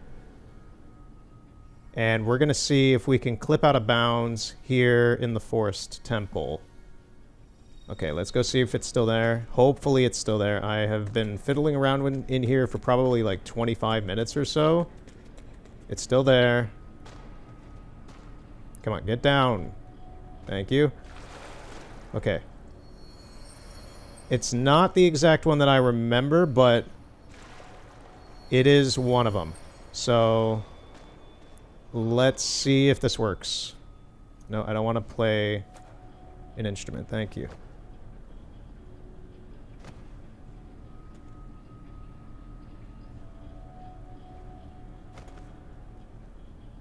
I think a lot of players think that you need an instrument to clip into walls properly, and you just need to like do an emote to do so.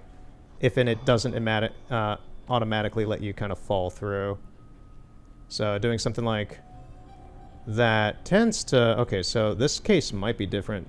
They put it weirdly like in the pillar of the wall here for the walkway, instead of just into the wall like the other ones that I've done.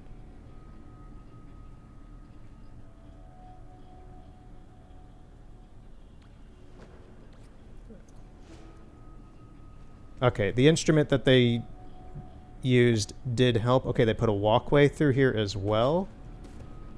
And we're out of bounds. Oh, finally. This is such a small thing that has taken, like, forever to get to. For some reason, none of the prompts from people to do this have just been showing up. I don't know how the prompt system for, like, the user message and props thing works, like how it generates, but man... This took forever. If we walk off to the side here, to the right or the left, I know it looks kind of glitchy and flashy, I'm sorry. That's kind of the nature of this. It will push us back with a wind invisible wall. What we want to do is go underneath the map here and fly. You can see the wind pick up if we try to go off towards the edge. So we're now under the map, and what we want to do is stay below the map, but hit the cloud barrier here, because the cloud barrier will infinitely give us wings as long as we're near it. Wow, we are really close to the surface of the map. Well, the surface, the lower part of the map. So now that we're in the clouds infinitely give us wings, so we can just kind of stay down here. Eventually we will hit kind of a load wall where it kicks us out, but you can see some like unused things. I don't know what these are down here. And we just... Ooh, no, we need more wings. I think we just lost it. I think we just lost them. So we're probably going to fall and die, and it deloaded us. Anyway, that's all I've been trying to show this whole time. It's just there are a few things underneath the map in the temple. And you can get underneath and back there. Oh, that took like a half hour to show that. Oh, I'm so glad I got it on camera, though. Okay, I don't need to show the special, like, other clip that I took the previous night then, because what I just showed was actually more than what I did then. So, now that that is there, we are going to... I just want to double check, because I also shut off the camera for a brief period to kind of just, like... have a snack. Okay. Yeah, the mic... Wait, let me double check the mic. Mic is going, right? You can hear me, right? Test. Yeah, okay. I was like, the audio, I want to make sure the audio's all good as well. So, now that that's done, we're leaving the forest. We're done with the forest forever. We're done with the forest for the time being. That is all I wanted to show, and it took forever to get there. So the next one, if and it will work, is at the Vault of Knowledge. So, some people may already know this. There is an invisible doorway that you have to open with 4 people using the telekinesis emote. Because apparently some of these emotes actually have real secret uses in the game world itself. It's this over here, so just to the right of the platform. There's this telekinesis door that's kind of hidden. If you have the telekinesis emote, someone activated the vault. You need 4 other people to do this. But, ooh, looks like someone did. But some people have created a way to just kind of sneak through. This person had the Moomin picture. for you to just kind of get on through, it seems. Yep. So now we're through the door without having to use other people in the telekinesis thing. The door is still loaded, and it still acts as an invisible wall of sorts. So, like, we can't pass through it again. But if you need to get in here to get the spirits and nobody else is here, this is a decent way to do it, I guess, if it's available. Did that person just fall through the floor? That's some advanced clipping that I've never seen before. Okay. But yeah. So, if you need to get the spirits in here, and you don't have people doing telekinesis with you, and the community has somehow put down props to get in here, that is a way to get in here. That's kind of the only other one I wanted to show. That's one of the only other ones that I've encountered so far recently that I can think of. We're gonna take a look at the doorway where the office is supposed to be, to my knowledge, from what I looked up. I'm not entirely sure if it is, but reading on it, it is supposed to be where it is. But I don't know, maybe someone who's watching this who has been to the office knows.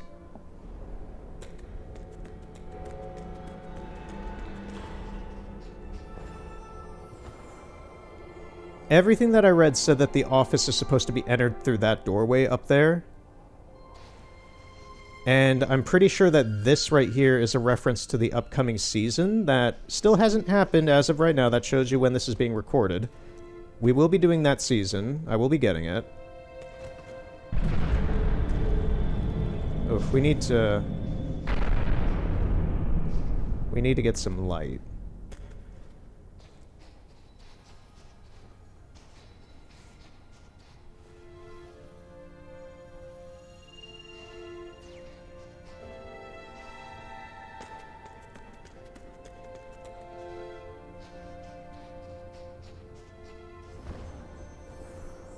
Yeah, from everything I have read, the office is supposed to be accessible through this doorway.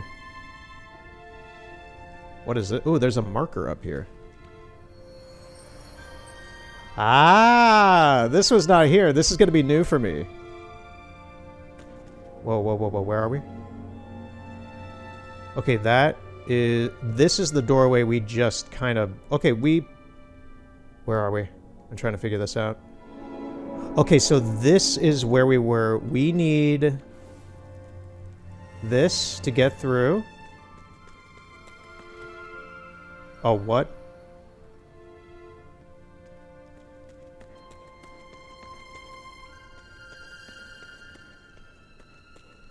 What does this say? Welcome, Wallbug Sky Kids. I mean, we were caught there. But, you know. New season is near. So is there nothing actually here? Because we went through this. This required spirits. And it's just blocked off. Maybe this is what that... I talked earlier about how there was somebody...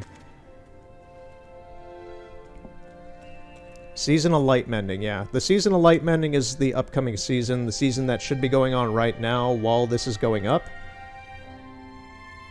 Waiting time. Yeah, it hasn't come out yet as of now.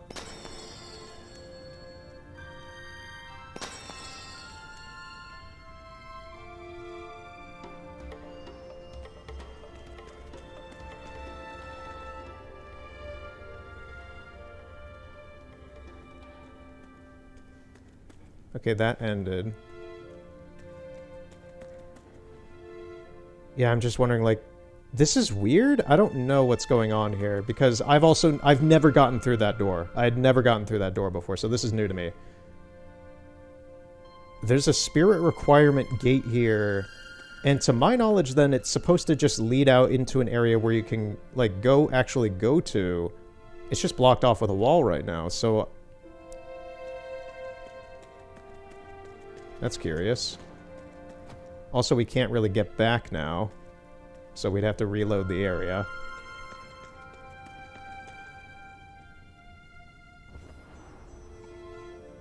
Yeah, it's just blocked off with a wall. Maybe they're getting rid of the office and are repurposing it with, like, an area up here or something? I don't know.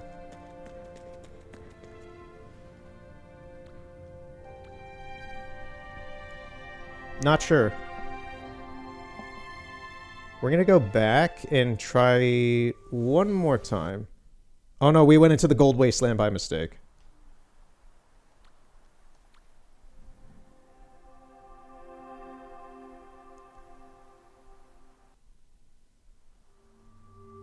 Okay, let's aim ourselves a little bit better. Okay. There we go. Okay, let's take another look. That was fascinating. I had never managed to get through that door. And that's also proof that there is stuff behind it. That's really weird because there's a gate there. That is an official gate that requires a spirit to get through. So there legitimately is something there. I just don't know if it's just blocked off, or do we need like another wall clip to get through that? Why would you need a wall clip to get through that if there's actually a gate there? It just makes more questions.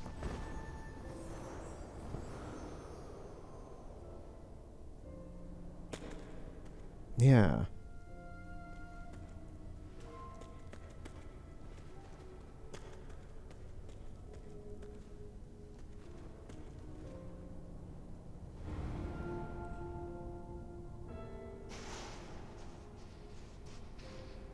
We're gonna get more light and maybe some messages will load in.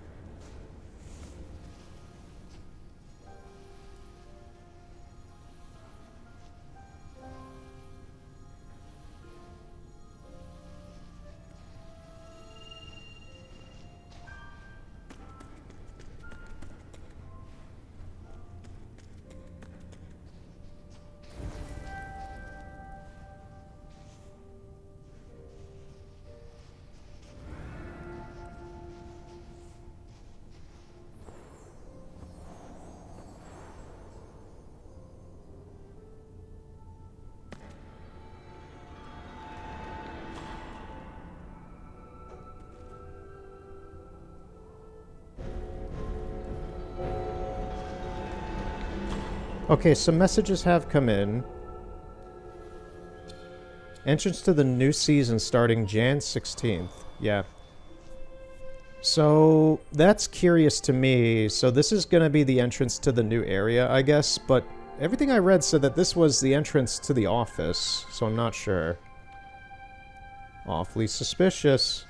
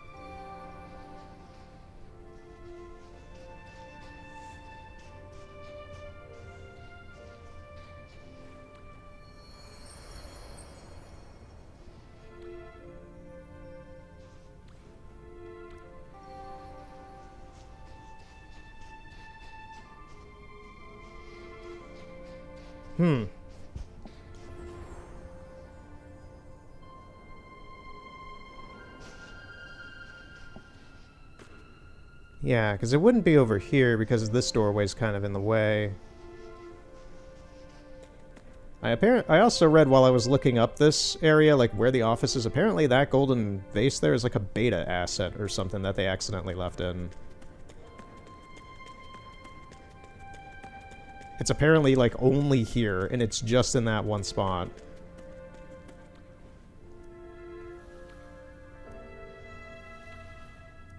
Floor 2.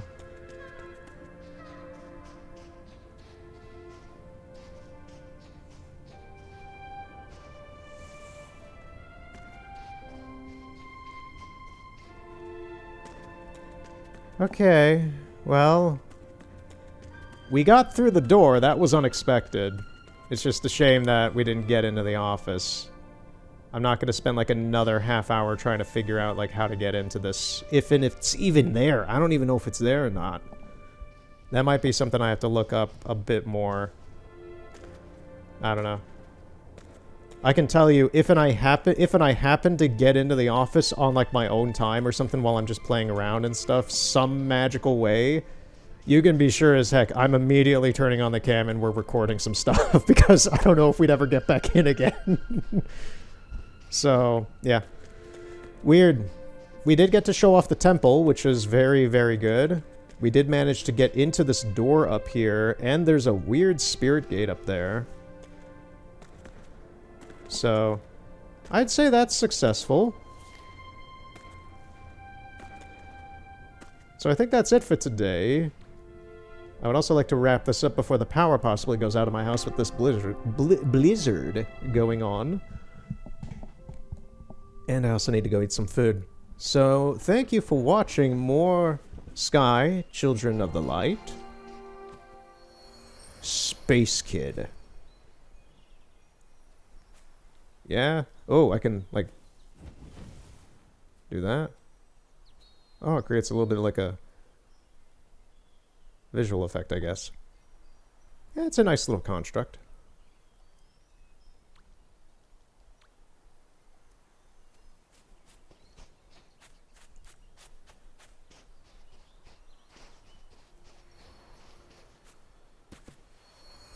Avery Alice door. Okay, so this will take us back to that Alice in Wonderland snowy area again. Which we're not going to do now. This is a weird one. What's this? Oh, huh. Just free light, okay. Well, wax, whatever. This is a weird thing. This guy's like looking in the window and there's like this really, really tiny crab. I could probably use the camera actually to take a look at this. Yeah, there's this really, really tiny crab here.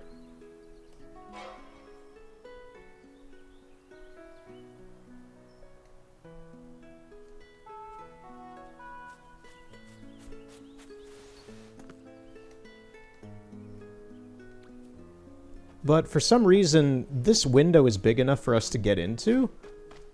And there's nothing in here at all.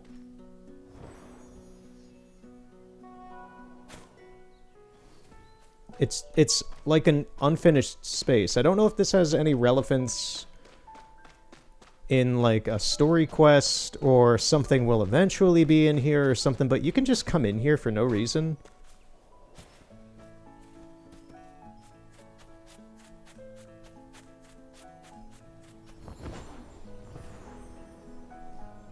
Yeah, I think that's it for today with Sky. I've been up in that thing. There's nothing up there either. So there's plenty of like weird empty space. If anyone wanted to like make a liminal spaces in Sky kind of video that's really dumb and pointless, there's plenty of places to do that, it seems. But yeah, I had a bit of fun. I hope you had some fun watching some weird Out of Bounds stuff to some extent. And yeah, next time we'll continue with more of this, some more legitimate stuff, more mission-y kind of stuff. And more having fun and whatever. And yeah, it's an MMO. There's not much I can say. It's just like, well, we take this day by day and have our fun our way.